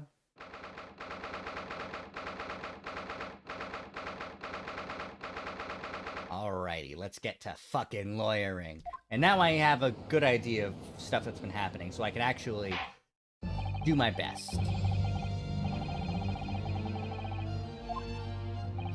Before the recess, we heard a most startling accusation from the defense. Namely, that the victim of the case we heard here only a few days ago is the true perpetrator of this incident. A reckless, rash, and prejudiced charge of wrongdoing, in my opinion, my lord. However, the prosecution has tried to extend every courtesy to this amateur newcomer from dubious eastern shores. Thank you for that backhanded consideration. A rather cold assessment from the honorable British prosecutor, I must say. So, Lord Van Zeeks, is the new witness present and ready to take the stand? Ready and waiting in the witness's antechamber, my lord. Very well. Bailiff, bring the witness in. Witnesses in. Witnesses? Shamspeare too? Yep, and Shamspeare. Yep, here we go. Hello, bitch. Bitch. Bitch. Witnesses, state your names and occupations for the court, please. William Shamspeare, my liege. For mine occupation, I can say only that I be a tragic victim to be pitied. Currently unemployed, in other words. I'm Olive Green. I'm a fledgling artist. Well, no, not a fledgling, really. A hopeless failure who's too weak-spirited to admit she has no talent, I suppose. Also currently unemployed, in other words. What a cottery. Yeah, my nose be itchy. My lord, I am thy humble servant. I'm afraid that you are no longer merely the victim in this affair. Possibility has been raised that you are in fact the assailant intent on taking the life of your fellow lodger. The part you have played in this whole business will be thoroughly scrutinized, I assure you. I would for naught else, my lord. And Miss Green, Yes. you are aware of the reason you've been summoned to this courtroom today, I presume? Yes, the officer did explain. That I poisoned this ridiculous buffoon. And? Do you accept the charge, Miss Green? I don't know anything about any poisoning. And I don't know anything about this man. Come, lady, die to live. Verily, I know not thy prickly pea-pigmented personage. That's a good line. I like that line. Very well, let us proceed with the matter at hand. That being, to ascertain whether or not Miss Green has any involvement in this affair. It's all very strange indeed. Why would you suspect me? I barely ever go to the East End anyway. So happens that I passed by that neighborhood 6 days ago, that's all. And on the night that this man was poisoned, I was still in hospital fighting for my life. Yes, having been unfortunately caught up in the incident on the street outside the Garrett household. Right. I wanted to point out, I wanted to preface by noting that 6 days ago, when she was in the East End, she poisoned the gas pipe. However, she was then stabbed, and Natsume was arrested immediately thereafter, meaning that Shamspeare would have had no reason to poison to blow out the stove. So, the poison sat there for 6 days until we proved Natsume innocent and he returned to his lodgings. That very night, he was poisoned.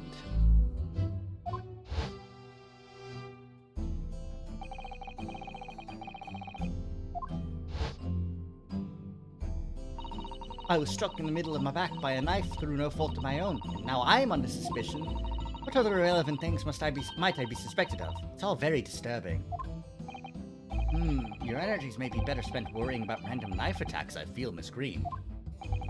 At this point in time, all that appears to connect you with Mr. Shamspeare's lodgings is the Briar Road incident of 6 days ago. That's why. We would like you to testify formally now about exactly what happened. Oh no! The incident 6 days ago? You mean you want me to relive that awful accident? Unfortunately, yes. Please tell the court what happened that day. And of course, we will be interested to hear from you about your movements that day too, Mr. Shamspeare. But what happened 6 days ago has nothing to do with me being poisoned. Let us proceed then. The witnesses will present their formal testimony to the court on the subject of the incident that took place on Briar Road the evening of the 17th of February.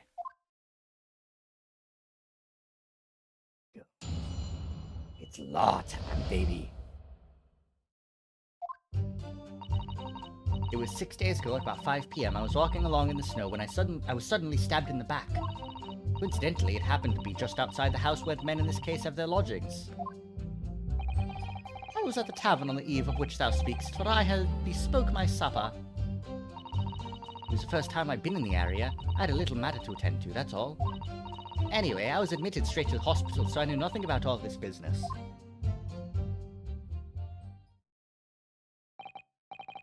As the second incident inside a week at what I believe to be aptly described as the haunted lodgings. I can only presume this is a most unfortunate coincidence. Meanwhile, you say you were not in your room, Mr. Shamspeare. 'Twas the following morn when I did awaken that I learnt of the dire events. Marry, what a commotion did the officers of the law make on the floor above mine. Mr. Seki-san was arrested on suspicion of attempted murder. As suspected, there is nothing connecting these two witnesses but happenstance. But there is...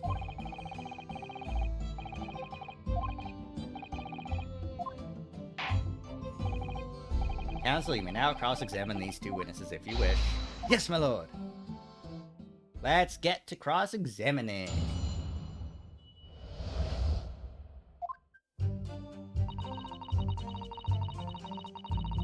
I'm going to the, I had a matter to attend to.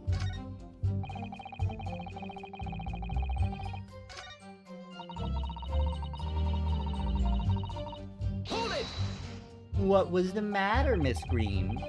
What little matter, Miss Green? Please elaborate. It was nothing, really. It's not worth mentioning. You remember you mentioned it to us yesterday at the hospital. It was related to the card you were holding. Miss Green!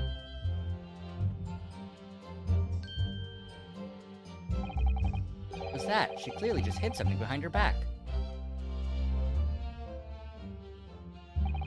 From memory, I believe the card contained a note that read, I have information regarding the death of Duncan Ross. What does that matter? This has nothing to do with Duncan. Ah, you remember Mr. Dunky, don't ya? You fucking murderer.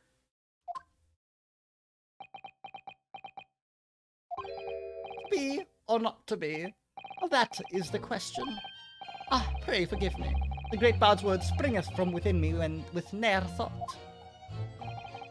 Now tell me, it's because you're possessed by Shakespeare's spirit, right? Hearing Miss Green's words a moment ago seemed to make you think of something. Something of relevance, perhaps? Well, nay, sire, 'twas nothing at all. Presumably you know the name, though. Mr. Duncan Ross, I mean. After all, you were both lodgers in the same house. I would it were so, but sadly nay. Lodging be a lonely occupation, sire. My lodging fellows rarely loan to me. So you haven't heard of him. Even though he passed away in the room just one floor above yours? Miss Green. Me, my lord? Have I done something wrong? Card that was mentioned before, containing the note. Do you have it upon your person? I do, yes, but I don't need it anymore. In fact, I should throw it away, really. Before you dispose of it, the court will take it as evidence, please. Uh-oh, time to analyze it.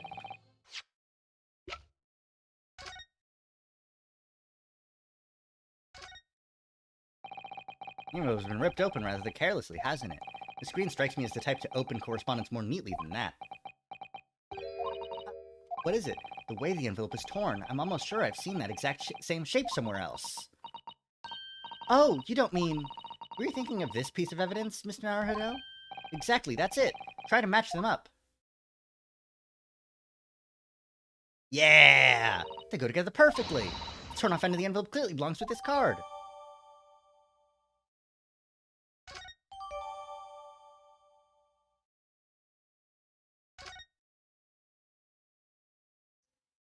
Ah. Well, good thing we analyzed that. Anyways, nothing else about it. It's Duncan Ross. Now continue with your testimony, please, Miss Green.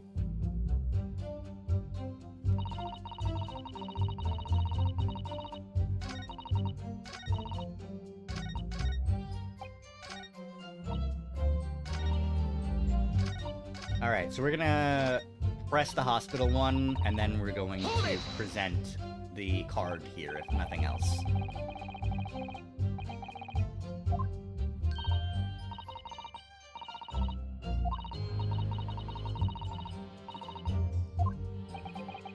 At the time of the poisoning, the witness was unconscious in her hospital bed.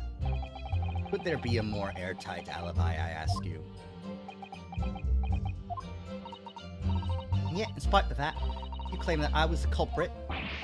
Well, But you certainly haven't produced any evidence to support your wild claim, have you? None at all. There you have it.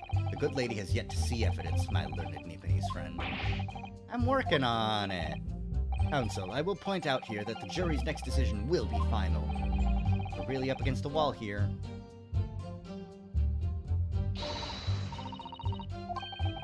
It's worked out well, hasn't it? We have a new clue at last. Alright, now I need to pull off a really insightful objection somewhere. Well, as you've managed to expose this promising new angle, I wonder if you should perhaps try to develop that.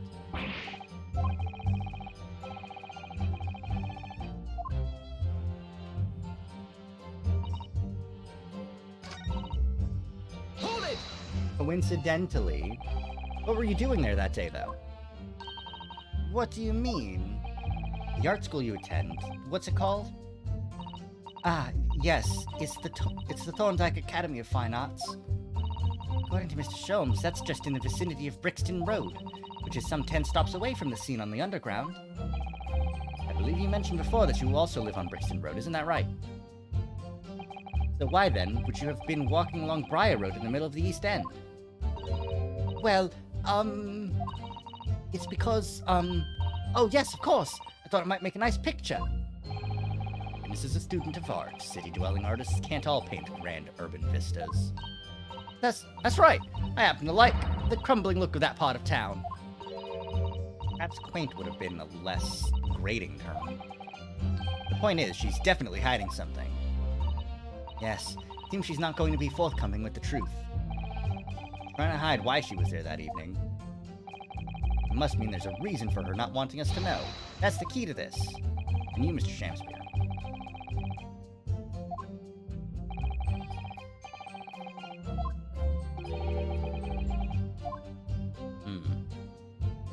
I actually now don't know where to present it.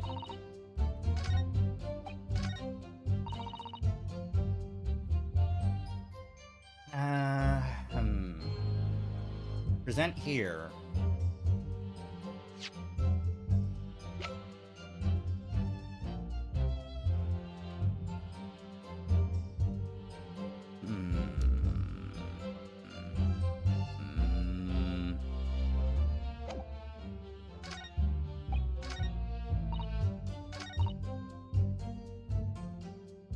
if you knew nothing about all this business...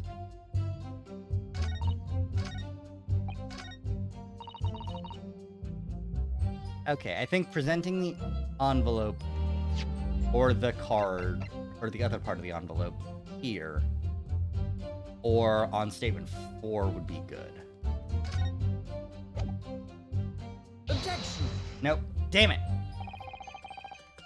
It's clearly contradictory when you consider this piece of evidence here.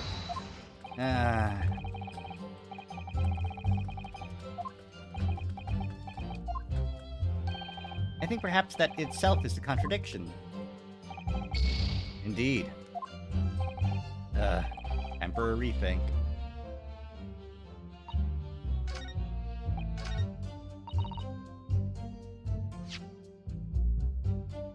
Now, let's present it here. Objection! Really? Ah!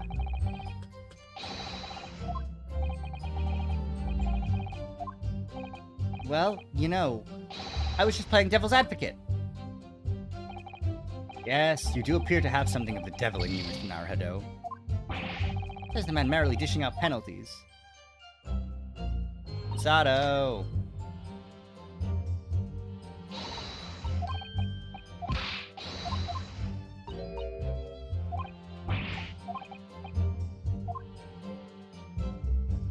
Alright, let's keep on pressing, I guess. Hold it! I didn't really want to do this. I'm well acquainted with the case, and I'm sorry you had to go through that. It was awful. I still can't believe I was unconscious for so long, and I woke up to find that the case had been solved and the culprit arrested. Yes, the incident has been resolved already. Perhaps it would help you to consider it a bad dream that ended with your awakening, and should now be forgotten. Yes, I suppose so. Thank you. Before you put it completely behind you, Miss Green, I need you to remember the details one last time. You must tell the court exactly what happened that day, for us to arrive at the truth about this new case. Trouble is, there's nothing to tell, really. I was just walking along the pavement. Hold it!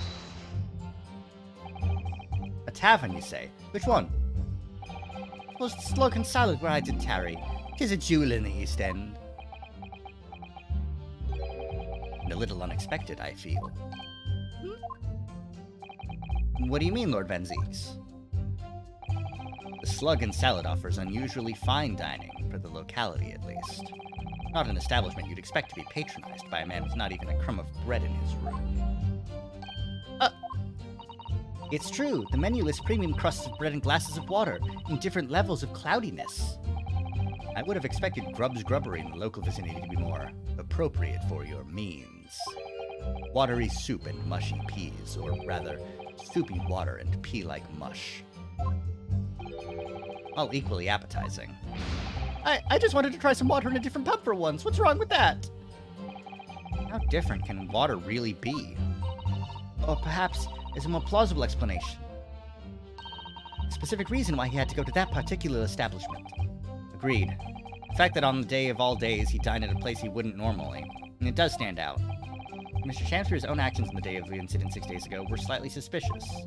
I wonder if we have some evidence that can explain those actions.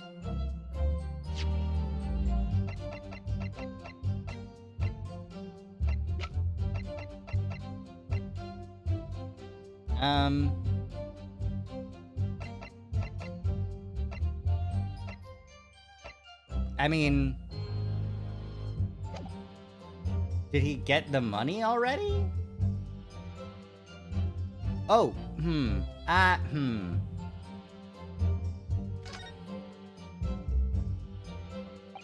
Shamspeare. Yes, sire. On the day in question, is it not the case that you visited the Slug and Salad, a place you don't normally patronize, for a very particular reason? I don't know what you are talking about.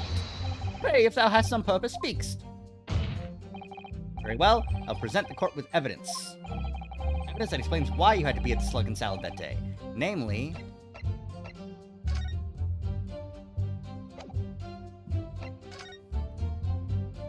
I wish I knew where the Slug and Salad was.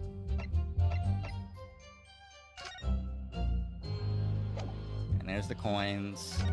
There's the photo. Doesn't explain anything. got poisoned. You didn't need to be here. This is useless to us. This is useless to us. Oh, we didn't examine this. Not that, I imagine there's anything to examine. But this is the poison we've been hearing so much about. Strychnine. There are a few remnants on the bottom of the bottle here. Look. You mustn't be tempted to try it. Of course not, as long as we don't lose this trial. No! Even if we lose the trial. No! We mustn't lose the trial in the first place, Mr. Naruhodo. Make your mind up, Susato-san. Anything else? I would doubt it. Okay.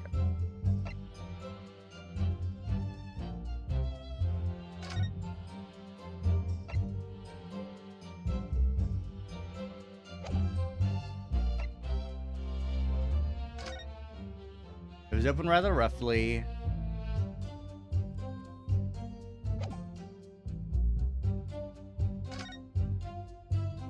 What does it say exactly? It just says, I have information about the death of Duncan Ross.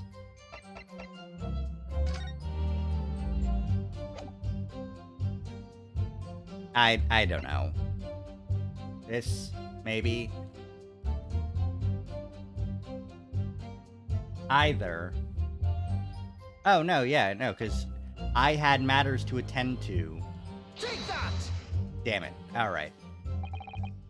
I believe this card reveals the answer. Oh, it does. Okay, cool. Good lord, Miss Green's card, you mean?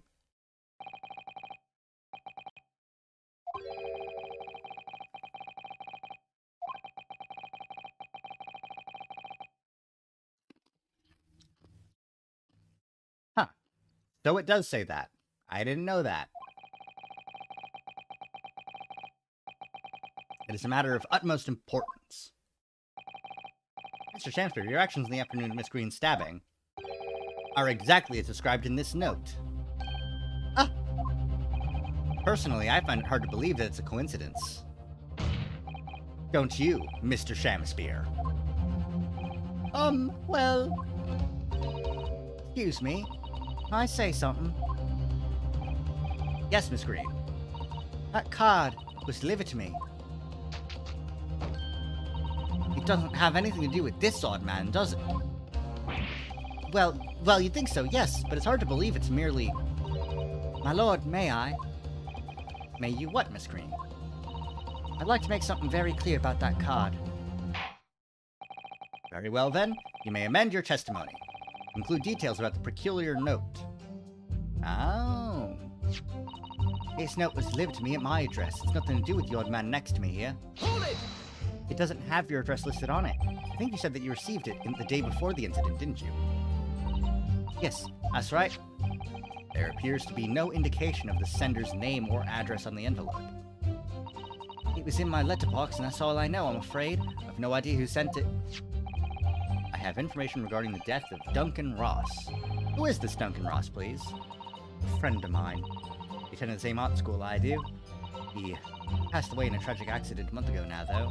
I wasn't sure what to make of that note, to be honest, but in the end I decided to go. But you found out what the information was?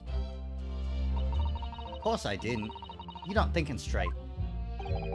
Whilst on her way there, she was stabbed in the back. As my learned friend hopefully remembers. Ah, yes, of course. He never made it to the meeting.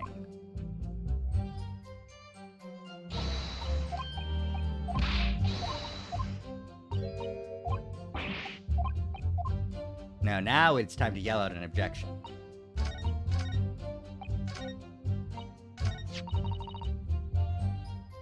It does have something to do with this odd man here because of the other half of the envelope, you dummies! Exactly 1 week ago now, this note was delivered to your address, and upon carrying out the instructions in the note, you found yourself in hospital. Yes, I did. It's terrible, everything that's happened to me. Yes, it is terrible. If it's all true, that is. Ooh, nasty boy, Ryunosuke. What do you mean? Miss Green, have a look at this, please. It's the torn-off end of an envelope. Oh, is it? I and it so happens that it fits together perfectly with the envelope of the note you received.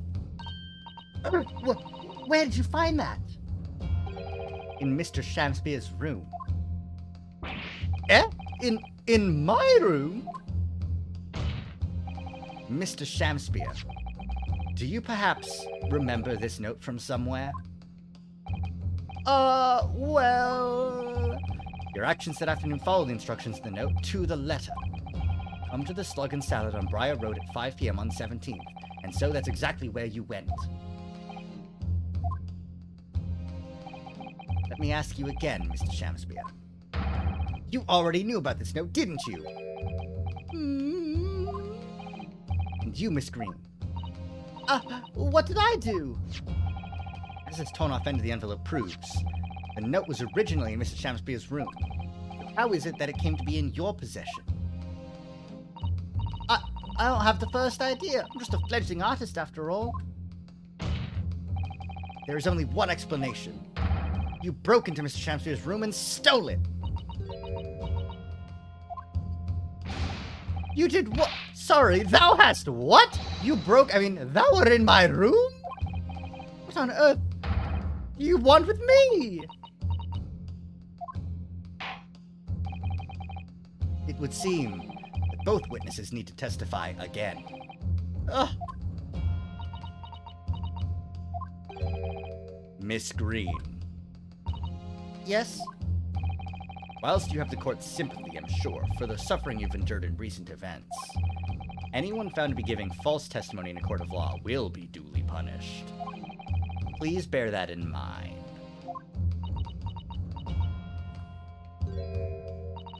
Yes, I know. Very well then, witnesses. You will give formal testimony again now. On the subject of this curious anomaly regarding the note Miss Green claims to have received.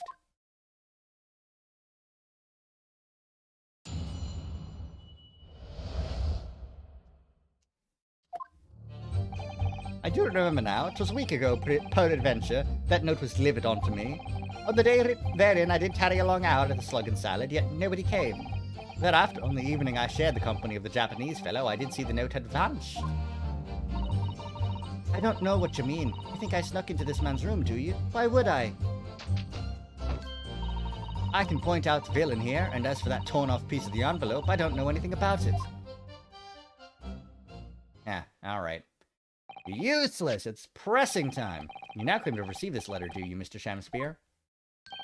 Faith, 'tis so, my lord. And I would swear to have set it upon the table in my humble lodgings. Yet, 'tis clear to me now that since I returned from the tavern that night, I have not laid eyes upon it.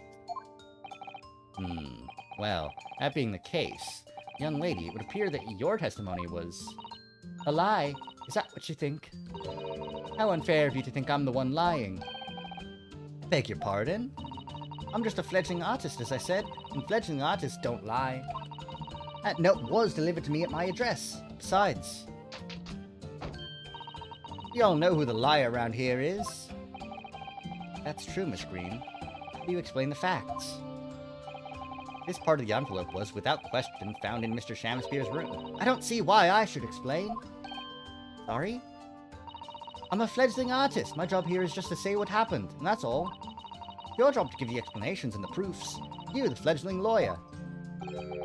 Fledgling will do his best. Evidently, my learned friend's cross-examination is our only hope of learning the truth. Well, counsel? I'm ready, my lord. Bop. Very well, then. The defense will now proceed with the cross-examination of the witness. In just a second. My phone's dying, so I'm gonna switch over the tracking. Just a second. No more ARKit perfect sync tracking, which is unfortunate.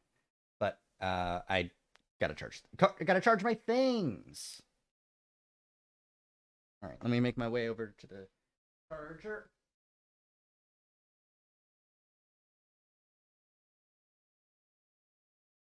There we go. All right. Come on, sit back down. You know what to do. All right. Let's cross-examine these witnesses. She did break into the room, there's no question of that. And that's how she acquired the note.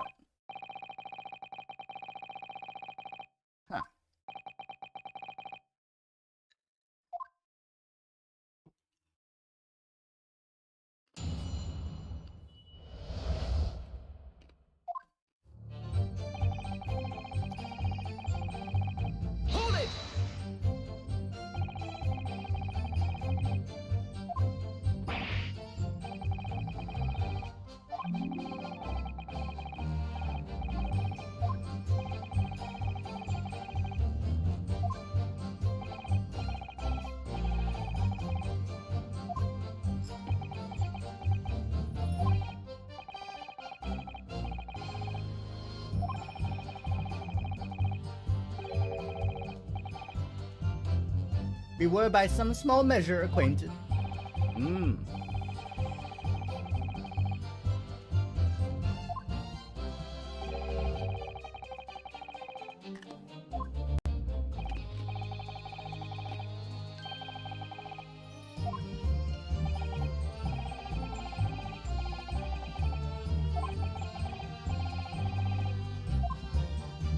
Curiosity was not satiated. When they're in, I didn't tarry long hour at the Luggins Alley. Nobody came. Interesting.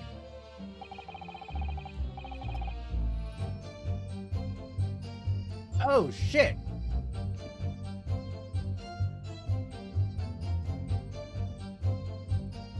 She sent the note to him so that he would be out of the house so that she could poison him.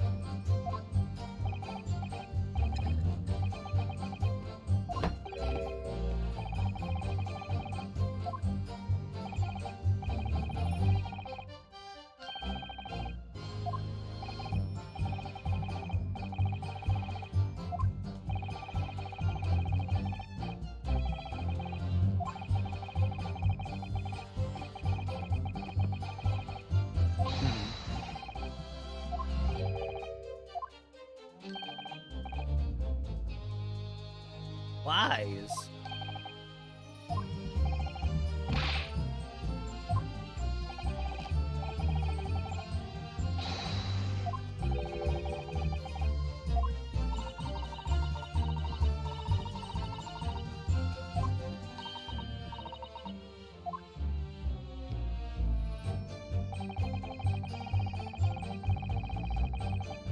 Hold it!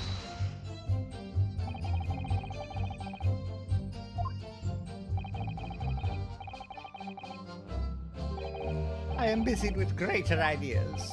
In other words, you didn't notice. Several days passed between your outing to the tavern and Mrs. Natsume's visit to your room. Yes, it appeared that the note disappeared sometime in that interval.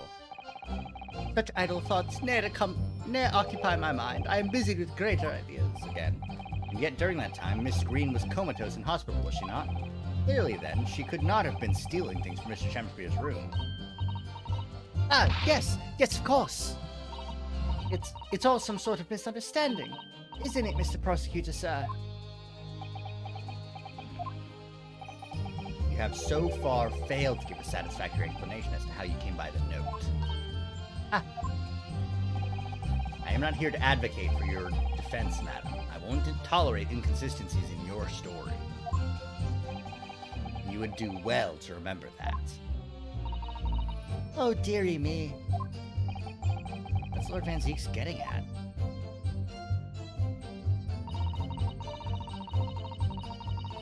Hold it! Why would I? It seems that this note was actually delivered to Mr. Shakespeare about 1 week ago. Oh, does it?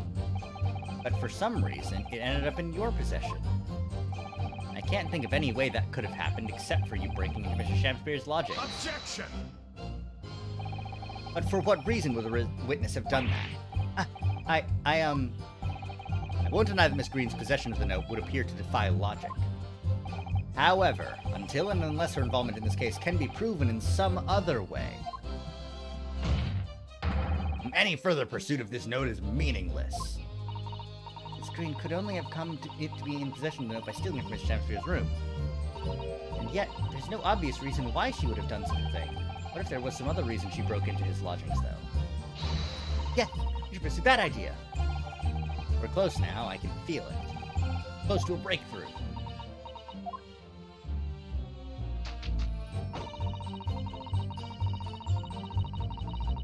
Hold it! So you don't want to tell the court the truth about the letter, is that it? I'm a fledgling artist, remember? Artists are nearly always introverted characters. Introverted? Fie, this fledgling doth readily cast aspersions about my nature. Yet I am an angel, a seraph! Birds do harmonize with my song, the wind doth frolic on my wing. Oh pity, wherefore dost thou accuse one so pure of heart, ample woman? He's doing a Fortnite dance, right? Like, this is the vine. Oh, it's hot. I don't think so. Even a fledgling like me can see you're just a failure. Tragedy, thou shalt not know the true heart of an artist until thine instruction hereafter by death. Oh, the days, oh, the years, alas, to enlighten thee, thou must wait so long and in vain. Interject with some clever remark. This is your chance to shine. I'm no Shakespearean actor, Mrs. Sato. No, as far as I can tell, the only thing that's going to resolve this argument is evidence. Yes. It's because Miss Green did, in fact, break into Mr. Room. Yeah.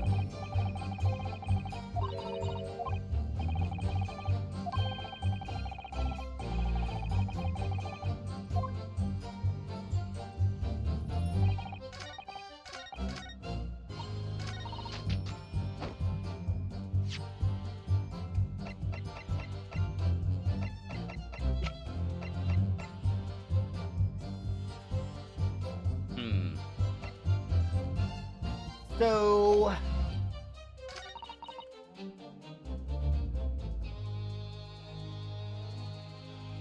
you would also snuck into the room to poison it. Objection! Yeah, okay. Yesterday at the hospital, we saw you with this bottle. And though the contents spilt during the course of our meeting, a small quantity remained. According to the defense's independent analysis, Mr. Sholmes' chemistry set, the liquid that was still in the bottle was identified as strychnine. What? Strychnine? The very same poison that afflicted Mr. Shamspeare. Ms. Green, you broke into this man's lodgings for one reason and one reason alone. To cover the end of that pipe that feeds the gas lamp in Mr. Shamspeare's room with poison.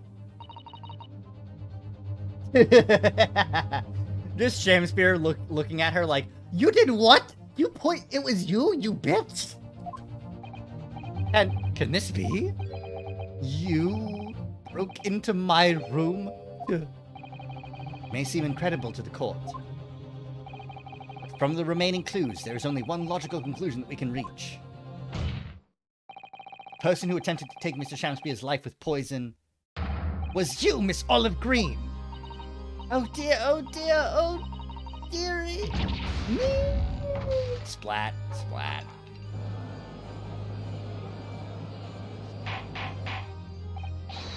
Order! Order! Counsel, are you seriously suggesting this woman put poison on the end of the gas pipe with intent to kill? Yes, my lord. There's no other way to explain the facts. If Miss Green did indeed set this odious trap 6 days ago, and the victim had put his mouth to the pipe that very evening as expected, the attempted murder would have happened 6 days ago, surely. Well... perhaps not, my lord. I beg your pardon? There was a significant police presence in the area that evening on account of the incident on Briar Road. Local residents were being interviewed throughout the night as part of the ongoing inquiry. A circumspect criminal would likely have chosen not to carry out any wrongdoing at that time. Lord Van Zeeks. And of course, the following morning there was more activity at Mr. Shamspeare's address. More activity? Ah, yes! You mean his fellow lodger, Mr. Natsume, being arrested on suspicion of murder. That's right, and as the defense has already proposed, Mr. Shamspeare is meddling with the gas in the pipe for a very sinister reason himself, to cause the gas stove in Mr. Natsume's room to go out, thereby asphyxiating the occupant. But once Mr. Natsume had been arrested, his room was under constant surveillance by the police. In the circumstances, Mr. Shamspeare had no reason to blow air into the gas pipe. His intended victim being in a prison cell. With the need to tamper with the gas removed, the poison on the pipe lay dormant. And then, 3 days ago now, the situation changed again. Mr. Natsume's trial, which took place here at the Old Bailey, came to an end. A trial in which the man stood accused of stabbing Miss Green in the back, but was duly acquitted. Resulted in Mr. Natsume returning to his lodgings for the first time in 2 days. And that very night, his gas stove mysteriously went out, and Mr. Shamspeare was mysteriously poisoned.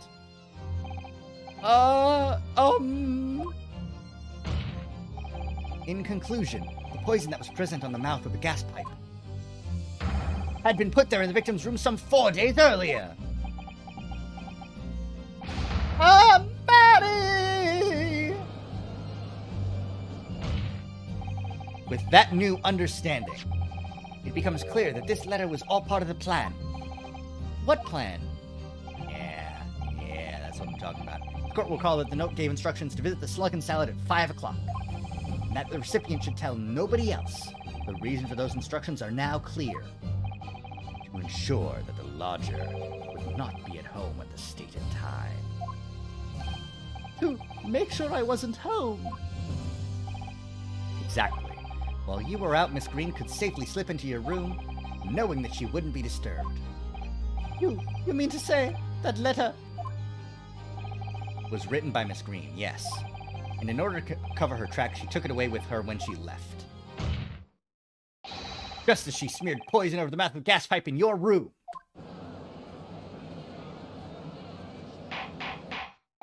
Order! Order! What do you have to say for yourself, witness? Just who are you? Why did you try to kill me? Miss Green's motive should be obvious. It's all tied up with someone whose name we've heard several times already during the course of this trial. So, that's what's behind all this.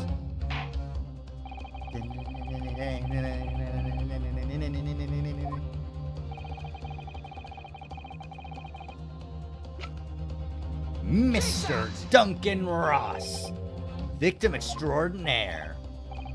Before the defendant, Mr. Natsume, took up residence in the lodgings of Mr. Garadeb's, somebody else was renting the room. Mr. Duncan Ross. I knew I'd heard the name somewhere else. It was all over the papers a month ago, when the man died in strange circumstances at the haunted lodgings. That does ring a vague... of course, yes, I remember now. The young man they claimed was strangled by the convict's curse or some such.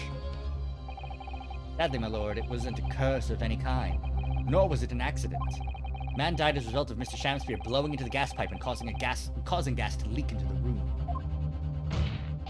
It was murder, plain and simple. No!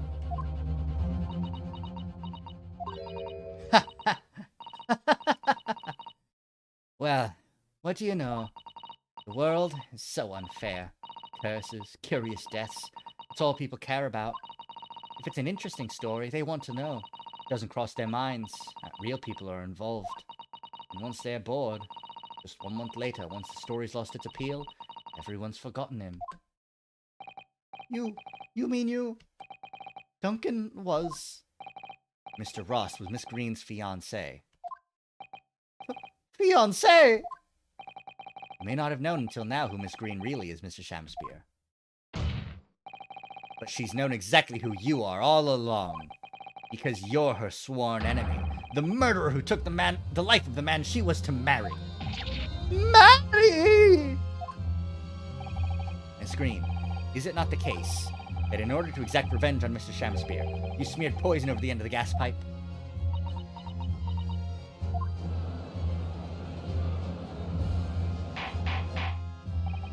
This is all quite extraordinary. Am I correct in my understanding that you now accuse both parties, counsel? Each on different counts of murder? Hell yeah, brother! I mean, yes, my lord, that's correct. Objection! Inhaling so deeply, it appears that my fledgling learned friend has taken in a lungful of dubious gas that's causing his judgment to be clouded. What? Why would Mr. Shamspeare have wanted to kill these lodgers, as you say? You have completely failed to provide a motive to substantiate your accusation against the man. Yes, that's right, Mr. Reaper, my liege. I have been slighted. His lies, all lies, I deny every utterance. You'll have to forgive me, Mr. Naruhodo, sir. But I don't intend to admit to anything either. Miss Green, I'm sure you'll think I'm being very rude, but I'm not going to be sent to the gallows for the likes of this scoundrel. Objection! But you broke into the man's room. If you didn't do it to smear poison on the pipe, what was your reason? I thought I'd have a look around, that's all. Sorry? You're right, I suspected him. So I thought perhaps I might find some evidence of something in his room. Evidence that it was him who took Duncan's life. Oh, vileness, oh, villainy, or tyranny, or rotundity of woman. But in any case, when I leave my room, and you turn the key in the lock. Whole place is falling apart. Locks on the doors are no different. Duncan showed me once how to unlock the door. Some terps and a piece of wire. Oh, awfulness, oh, artfulness, oh, tyranny, oh, profanity of woman. You will consider your trespassing on some future occasion. But for now, tell the court what you found. What evidence your search revealed. Well, spotting the note I sent him lying on the floor. When I went to pick it up, I noticed something. One of the floorboards was loose, and underneath it, I discovered a secret hiding place. Eh? Yes, we also discovered that hiding place. Inside we found a newspaper cutting, a photograph, and an empty tin box. Ah, yes. Well, the thing is, when I found it, the box wasn't empty. What? There was something in it? Yes. Rather nice key.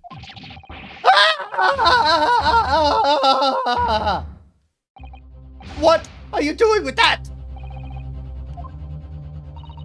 Every ounce of color is drained from his face. Give it here. Give it to me now. It's mine. I inherited it. What was that, witness? What did you say? You inherited it?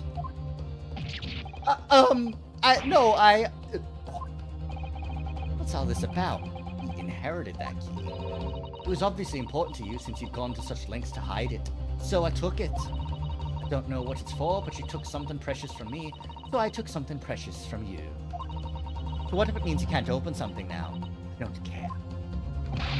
Back this minute. Give it to me! Harm yourself, witness. Mr. Shamsbury has tried and in one case succeeded to take the life of 2 lodgers now. Yes, his motive for doing so is the key to everything that's happened. It's true that there appears to be no motive to support the accusation against Mr. Shamsbury at first. Considering everything we now know, I think there is actually something that could explain it. What? Slap! I need to recall every piece of evidence at our disposal. Everything we've seen and heard.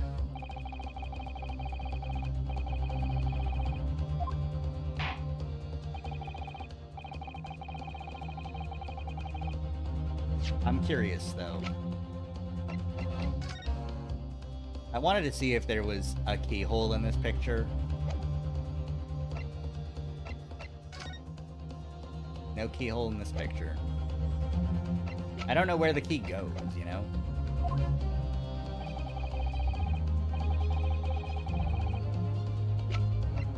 Take that! That's an official police report, is it not? The Selden file. How did you get hold of that? Selden. Now sadly deceased Mr. Ross and the defendant, Mr. Natsume, have only one thing linking them. The fact that they had lodgings in the same room. Well, yes, we know this, certainly. The room that was formerly occupied by Selden. Until, that is, he was arrested by Scotland Yard for his involvement in multiple burglaries. I see. And it so happens that the convict Selden left behind one very substantial mystery when he died. Some 1,000 pounds worth of loot that he stole, which as yet remains to be found. Ah, yes, of course. It's coming back to me now. It's written in this file here. 1,000 pounds lost en route to hell. And that was how the paper summed it up. And it seems that one particular fellow inmate was with the convict in his final moments. Not hard to imagine Selden entrusting that inmate with his most closely guarded secret. The location of the stolen loot, and perhaps a key to unlock whatever container the valuables were in. Ah, you mean this key is... Mr. Shamsbury, it was you, wasn't it? You were at the capital offender's side when he died, were you not? What are you talking about? This is a false charge, I tell you, a false charge! The name of the inmate who was with Selden at his death isn't noted in this file, but a simple telegram to the prison where he died would quickly tell us how false the charge really is. But even if it's true, why would the man be so intent on killing every subsequent occupant of the convict's lodgings? There's only one explanation for that, my lord. It was in that very room that Selden hid his loot.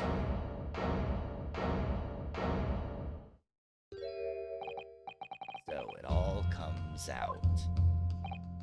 Yes, and having established that, all of Mr. Shamspeare's subsequent actions start to make perfect sense. He was let out of prison following Selden's death. He made immediately for Mr. Garadev's lodgings in the hope of renting Selden's old room. However, the retired army man was unable to offer him the accommodation of his choice. Because Selden's old room had already been let to somebody else, Mr. Duncan Ross. Which is why Mr. Shamspeare subsequently devised his gas-based plot to kill the occupant of the room. And when he was successful, he presumably intended to inquire about switching into the newly vacant room. However, a certain jittery someone had beaten him to it. Mr. Soseki Natsume, the defendant of this case, no less. You decided to use the ploy with the gas again, didn't you, Mr. Shamspeare? This time to oust Mr. Natsume. All for one simple and avaricious reason. To get your hands on the 1,000 pounds of loot left behind by the dead convict.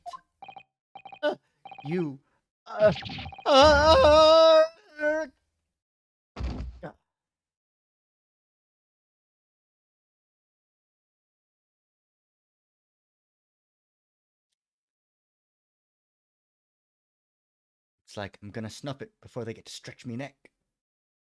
Listen, I want you to have me loot. Anything to stop the coppers getting their mitts on it. It's in the room where I was lodging when they got me. Yeah, this is the key to it. Take it. Always stay one step ahead, mate. See you in hell, I guess. Atmosphere.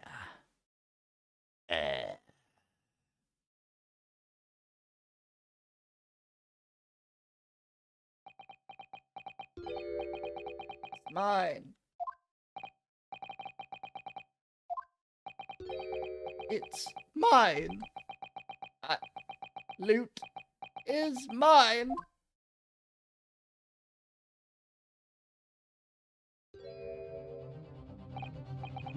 Mr. Shamspeare? All lies. I don't accept any of it. Why should I? After all, you don't have a shred of evidence. You can't prove I killed that fellow. Forsooth, I'm the victim here, remember? Is that right, ladies and gentlemen? Oh, don't admit to it. There's nothing you can do. You can't arrest me. For the time being, anyway. Really? You can't arrest a victim, can you?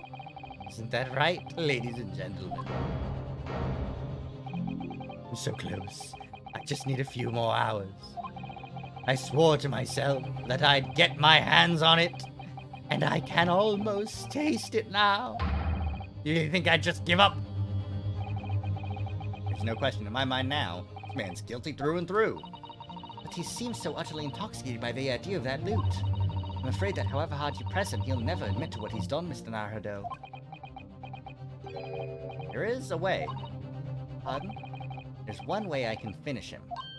No! He's already committed the most heinous crimes to get his hands on that loot, which means all we need to do is find it first. Fine plan. Were it not for the fact that the police thoroughly searched the room following the death of Mr. Ross. If it's there at all, it must be very well hidden indeed. Without conclusive evidence, I certainly cannot rule. If only there was some way we could find the convict's loot quickly. If only there was some sort of great detective. Oh wait, really? No shot.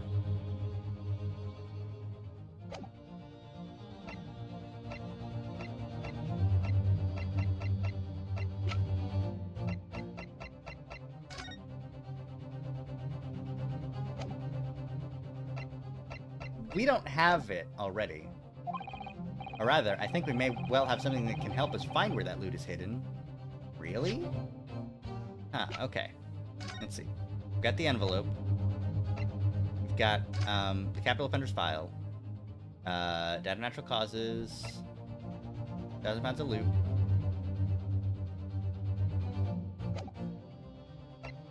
Bottle of strychnine.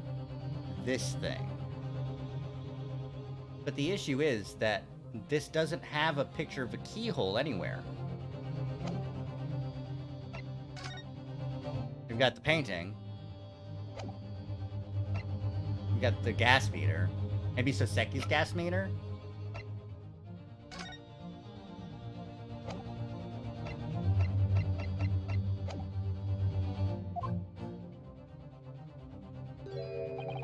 My lord. Yes, counsel? The defense would like to make a proposal about how to find the late convict's hidden loot. I believe we are already in possession of something that could give us a clue as to its whereabouts. It's our last chance, so it has to be worth a gamble. Besides, we've used the same technique once already, and it definitely paid off then. Huh, is it?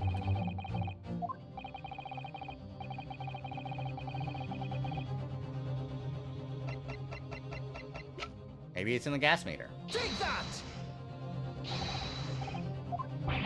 Good gracious, we can use that, can we? Objection! I have another idea. Stop wasting the court's time with this senseless rubbish. That's my proposal, my meet petite friend. Ah! Okay, it's not in the gas meter. We've already found one secret hiding place during the course of our investigations, Mr. Naruhodo. Yes, I suppose we have, though someone else beat us to it.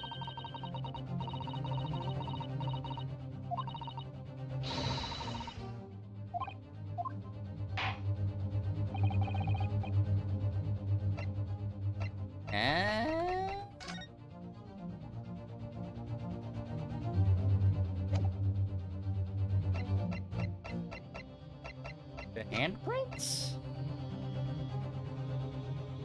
Take that! Ah, the handprints, alright. If I'm not mistaken, those are Mr. Shamspeare's handprints on the wall of his lodgings. That's right, my lord. Exposed as a result of the defense's independent investigation of the scene. Based on a wonderful new discovery in the field of forensic science by the great detective, Mr. Sholmes. Great detective? Is that some kind of joke? You really think I'm going to be daunted by a man with such a ridiculous title? I should think the great bard ought to recognize such a title when he hears one, Mr. Shamspeare. Whoa-ha! Perhaps we should compete for the honor of most ridiculous title. Ah! 'Tis Sherlock Holmes himself! What are you doing here, great detective? Your usual haunts are the filthy back streets of the capital, are they not? Ah, Mr. Reaper, it's been too long. And I see your complexion has worsened since last we met. Mr. Sholmes. He does know Lord Van Zeeks, then. Well enough to say something like that, in any case. Mr. Sholmes, though you may be heralded as a great detective by the population at large, that does not give you the right to come and go in my courtroom as you see fit. If I may, my lord, Mr. Sholmes' newly developed scientific method has helped us to uncover vital clues in this case already. Clues, you say?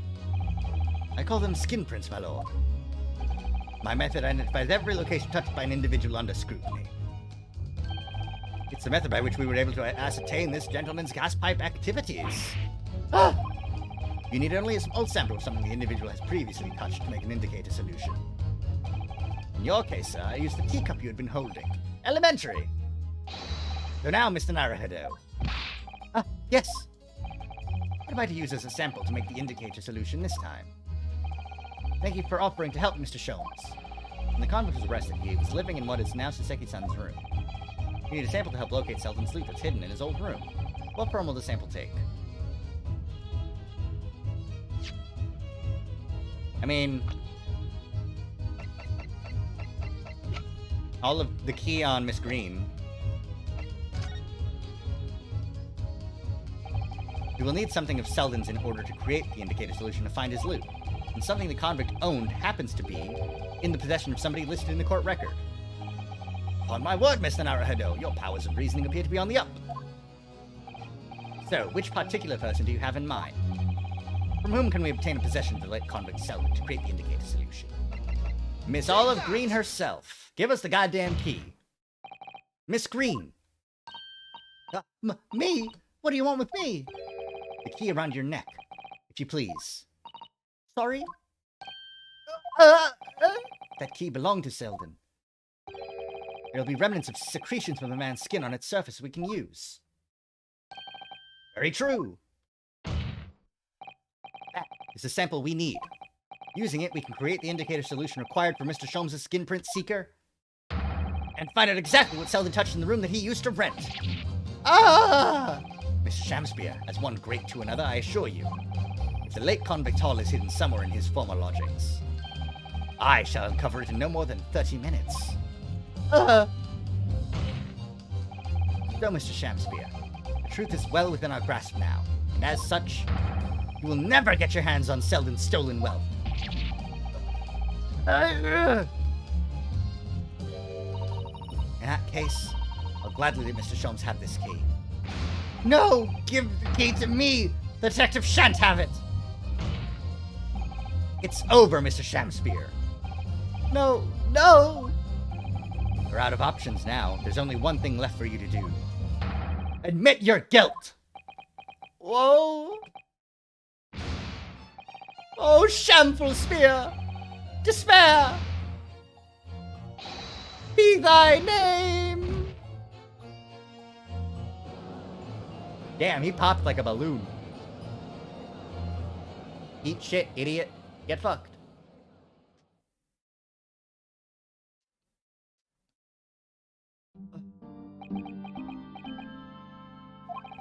I never intended to kill the man. I just wanted to drive him out of the room, that's all. So you'd have time to find the convict's haul of stolen goods. After you killed the young man, you still didn't move into the room. I asked the landlord, of course. I pleaded with him, but he refused. Why? I was 3 months behind with the rent, for one thing. Mr. Garrett really has had a lot to put up with. And he had the gas repair work done immediately afterwards, putting the room out of action for a while. And then, this Japanese man swooped in at just the right moment to sign the new lease. Oh, Mr. Natsume, what unfortunate timing. Then, 5 days ago, after the incident on Briar Road when the Japanese fellow got himself arrested, I thought I'd finally have my chance. But it wasn't to be. No, the scene was sealed off and guarded by the police night and day. And, if I remember rightly, Mr. Sholmes spent the whole day in there reading books. I couldn't even enter the room, let alone search for the loot. Which is why, on the day Mr. Natsume was acquitted and returned to his room, he once again tried your trick of blowing air into the gas pipe that feeds the stove in his room. Unbeknownst to you, however, that action would lead you into a deadly trap.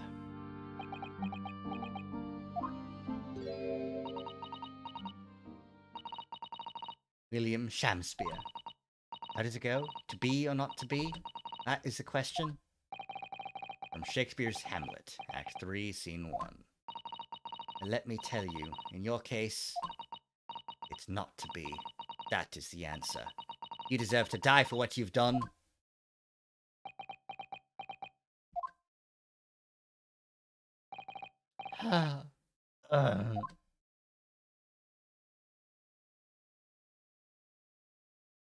Get fucked. Natsume's innocent. Wrong place, wrong time. First, I really did think it was just a terrible accident. I'll never forget our conversation the night before Duncan died. Gas supply at my new lodgings are a complete disaster, you know, Olive. The gas supply? Yes, the stove always seems to go out in the middle of the night for some reason. That's no joke. They say it's the convict's curse. Oh, Duncan, please, don't stay there. I don't care how cheap it is. Alright then, if it's that important to you, I'll start looking for a new place. There are spare rooms at my house. Why don't you leave that horrible room tonight? No, I'd better not. We said we'd wait until we graduated before we told our parents, remember? That was the last time we ever spoke. That very night, he fell victim to the gas. If only I'd known it was going to happen, I'd have insisted that he left that horrible room that instant. But instead, all I've been left with is bitter regret. I stopped going to school, but something kept drawing me back to the house on Briar Road. I saw a stooped Eastern-looking man with a mustache coming out of the house one day when I was there. He walked up to the road to the Grub's Grubbery for some food, so I followed him and sat myself down next to him. He had some watery looking soup and started to pick a quarrel with the publican. The place is cursed, I tell you, cursed. The ghost of that convict who used to live there is trying to suffocate me. I wake up in the middle of the night for freezing to death because the stove has gone out. The room is full of gas and I can hardly breathe. But the pipes have been checked. No problem there. It's like, I'm the problem. That's what they're thinking. But how could that be? Duncan was gone, and now this man had almost suffered the same fate. Could it really be a curse? And I remembered a rumor I'd heard about how the gas companies go around investigating gas installations. A rumor? Ah, you mean... Yes, everybody's heard the stories, it seems, about how they go around checking the pipes. Now, anything connected to the gas can be extinguished by blowing air into the pipework. That's when it started. A little flicker of doubt in the back of my mind that just wouldn't go away. It's really an accident, though. Once I'd had the idea, it wouldn't leave me alone. It plagued me day and night. So I bought this at one of the black markets in the East End. A black market? I'd never been. I just heard people talk about them. And you really can buy anything you can think of there. In some ways, being able to get my hands on this so easily made me even more determined. I had to find out one way or another. Was Duncan's death an accident? Or was it murder? The chosen method for establishing the truth was simple, and highly effective. Smear poison on the gas pipe you suspected the man of tampering with, and wait. If Mr. Shamspeare was innocent, nothing would come of what you'd done. But if he was guilty, you'd pay for his crimes dearly. I found out the name of the man I suspected, William Shamspeare. I then wrote him this little note. I have information regarding the death of Duncan Ross. Come to the Slug and Salad on Briar Road at 5 p.m. on the 17th. Don't tell anybody else about this letter or the meeting. It's a matter of utmost importance.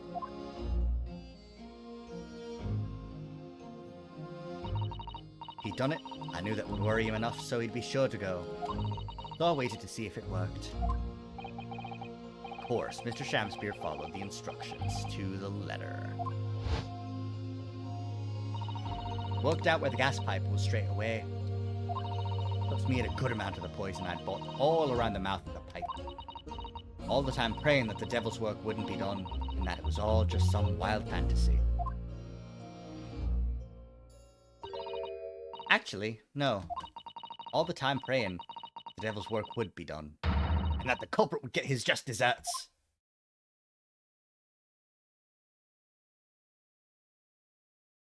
Man. Get fucked, Shamspeare. It's so sad. Everyone's sad now. Because they feel bad for her, and why wouldn't they? It's sad. Damn. 3 days ago, when you were first stood in the dock before me, this whole affair seemed relatively straightforward. Yes, my lord. Certainly never imagined the depths of depravity that we'd subsequently find lurking behind the scenes. It has been a long road, my Nipponese friend. Oh, yes. And one I certainly didn't envisage walking with you. Nevertheless, together we have reached the light at the end of the tunnel, as it were. Miss Green? Yes, my lord. You will henceforth be stripped of your freedom, as punishment for the attempted murder of Mr. William Shamspeare. Yes, I know. And you, Mr. Shamspeare, you will be tried for the murder of Mr. Duncan Ross in cold blood, and the subsequent attempted murder of Mr. Soseki Natsume here present.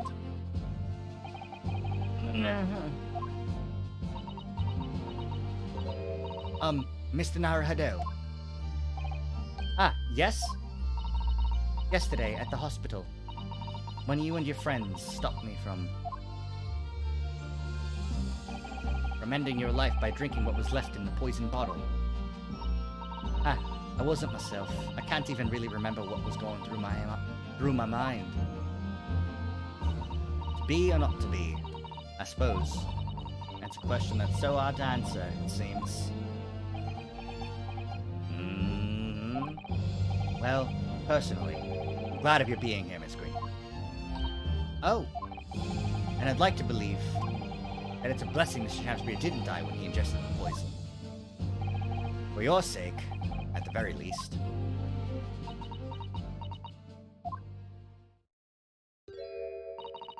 Because of you, I chose life, not death. And now, you've made the truth come out at last.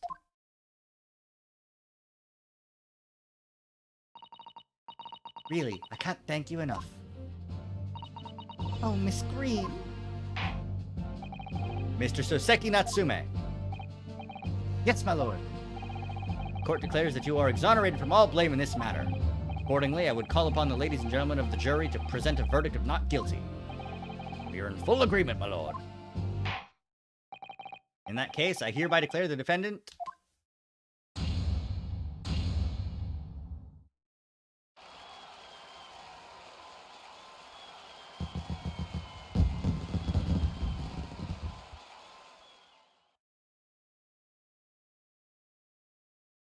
That's what happens when you get a not guilty verdict, right? That's what happens. Yeah, that's what happens. Am I the right scale? Yes. Okay. Court is adjourned.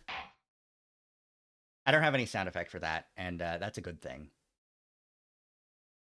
But not guilty.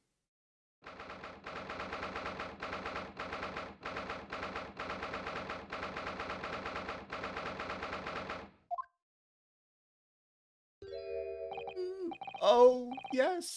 Yes, at last. Divine justice duly done! Divine justice? My dear fellow, if there were any divine justice in this world, you would shave that mustache. No, this has nothing to do with my mustache! Some say that a luxuriant mustache... sign of physical prowess, Mr. Sholmes. Locum student Mr. Naruhodo Esquire, once again, you've saved me from doom! I'm very happy to have been able to help, Mr. Natsume. Congratulations on your acquittal. You're second in almost as many days. I was first acquainted with and gained affection for English literature whilst in our great homeland empire. And then, by a twist of fate, I was brought to the land that bore the fruit of that literature. Only, the city of bricks and mortar became my prison. Try as I might, I never found my feet here. In the end, I confined myself to my room and lived life through friendly old books. You've had such a difficult time, haven't you? Ah, but a week ago now, I dragged you out of that dark and dingy room of yours, did I not? You did, and I've seen more of life in this week than in all my years to date. For the first time, I feel I've begun to see the true face of the English that's so far been hiding from me behind the wall of fog. My dear fellow, there's nothing special about the true face of the English, as you put it. Wheresoever one goes in the world, humans are human. There are few genuine differences. Yes, I think you're right. I finally started to see that, and I've come to understand something. I've worked out why I was attracted to English literature in the first place. It made me see that whatever our nationality, we humans all have the same hopes and fears. We're all just doing our best to live. Well said, I've come to feel the same way. I've made a decision, too. I'm going to cut short my study tour here and return to Japan. What? Just when we become friends here in England. What a terrible shame. Oh, I know, that does tug at my heartstrings, it really does. But I've decided I'd like to take everything I've learned here in Britain and write something of my own. A novel of sorts, I suppose. Oh my, so you'll be creating your own literature, Mr. Natsume. How wonderful! Oh, well, no, I mean, I wouldn't presume to call it literature. Why not, when that is precisely the definition, Mr. Mustache? I suppose you're right, yes. It will, in a way, be literature. But as of now, all I know is that I'd like to try my hand at writing. I have no delusions of grandeur. I, for one, would love to read your work. Well, all things considered, maybe for the best. After all, you have once again emerged victorious from a battle with the Reaper. It's very true. And there is no salvation for a person in the dock when the Reaper is the prosecutor. Desire to return post-haste to the safety of your homeland is one I quite understand. My goodness, yes. Faced with such a terrifying prospect. Nobody would consider that cowardly, I'm quite sure. But that's not why I'm leaving. I mean it. Objection. Thank you, Mr. Natsume. And that was the case we found ourselves embroiled in 6 months ago now. Yoseki-san did indeed return to Japan and submitted a report about both cases to the government. It was on reading that report that Professor Mikotoba was prompted to visit the scholar. And barely any time later, Susato-san was given the news that she must return to Japan as well, on the back of a telegram stating falsely that her father had fallen gravely ill. The only possible explanation that comes to mind is what happened after the trial on the following day. The day that we uncovered the loot hidden by the now-deceased convict in his former lodgings. Oh, don't to be continued me now. Please, come on. Oh, thank God. Woo. Show me what the shit is. Show me what it shit is. Oh, well done, Mr. Sholmes. How simply marvelous of you. We'll cover the secret hiding place in just one day. Isn't it supposed to take 30 minutes? As I believed I told you, my dear fellows, my skin prints are extremely useful in such situations. Wouldn't you agree, Gregson?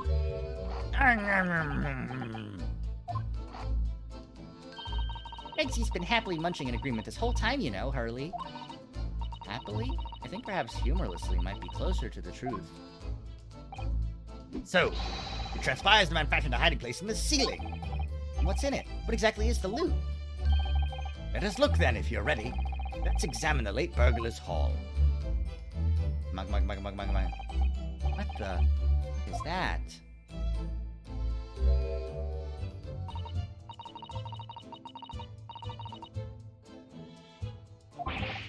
A collar? It's huge, though. Look, the gemstone set in it.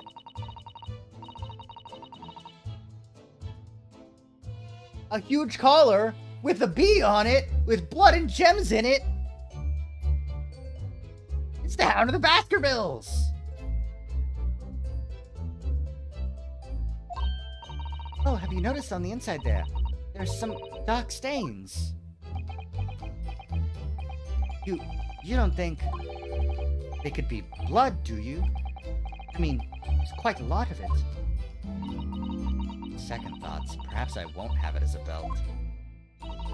And of course, there's this emblem here. A large letter B and a small crown. What does it signify, do you think? Oh, I hadn't noticed that.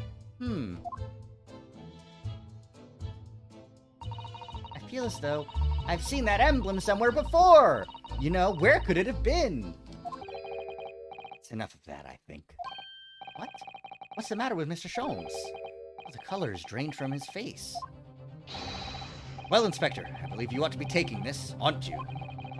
It'll be valuable evidence, after all. It must be kept safely under lock and key.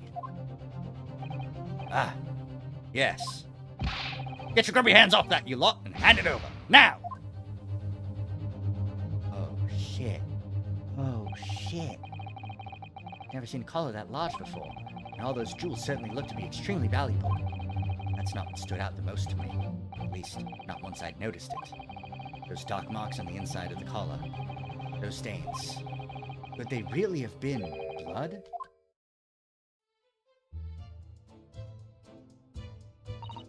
Well, that was a funny case, wasn't it? But it's all buttoned up now. You look very pleased, Iris. I am, because I was starting to wonder what I could use as the basis of this month's story in the magazine. But this case will be perfect. It's been so fascinating. You're talking about the latest installment of The Adventures of Herlock Sholmes, I presume. The mystery of the knife in the mist and the mustache man and the convict's curse, perhaps. I could make it a two-part story. Oh, I can't wait! A word, please, Iris. Yes? What is it, Hurley? I'm sorry, but you can't write about this case. It's out of the question. What? Why not? It's a great case. And I shall have to insist that you limit yourself to the first of your 2 titles. The second must never be written. Is that clear? Yes. Because it relates to the Hound of the Baskervilles, And which so is... it was that the second of Soseki-san's cases became buried in obscurity. Yeah. Now, looking back, I feel I understand. I can see why Mr. Sholmes forbade Iris from publishing the story. It would take a little longer before I saw the link between everything that had happened and would happen. For it wasn't until 2 months after the arrival of 2 months. Susato-san's letter that events began to unfurl again. Yeah. With an incident that took place at the very heart of the eagerly awaited Great Exhibition of London. Yeah! We've got the Great Exhibition. We've got the Hound of the Baskervilles. We've got all this bullshit happening. Oh, they really know how to drag you in, don't they? Man, I wish I could go for another hour, but I should really probably call it for today. Did good work today.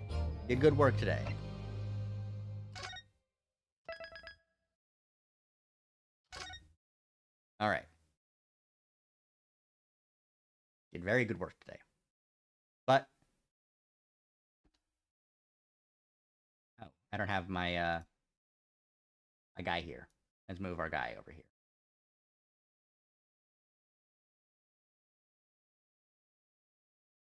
That is gonna be it for today. Thank you so much for coming and watching. This game it always gets me. I'm glad that I'm back to playing it again. I cannot wait to play more. I might play more tomorrow. It depends. But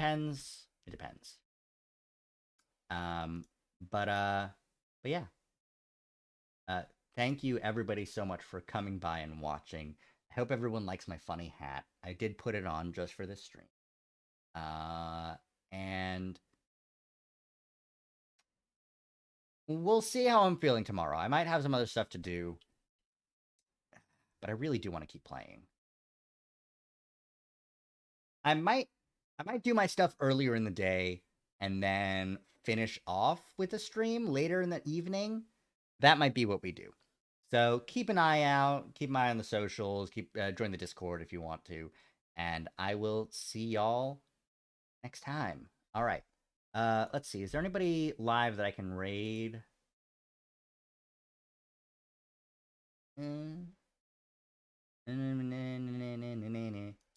Not really. Nothing that would be particularly good. So we're just gonna call it here then. Have a good time. Goodbye.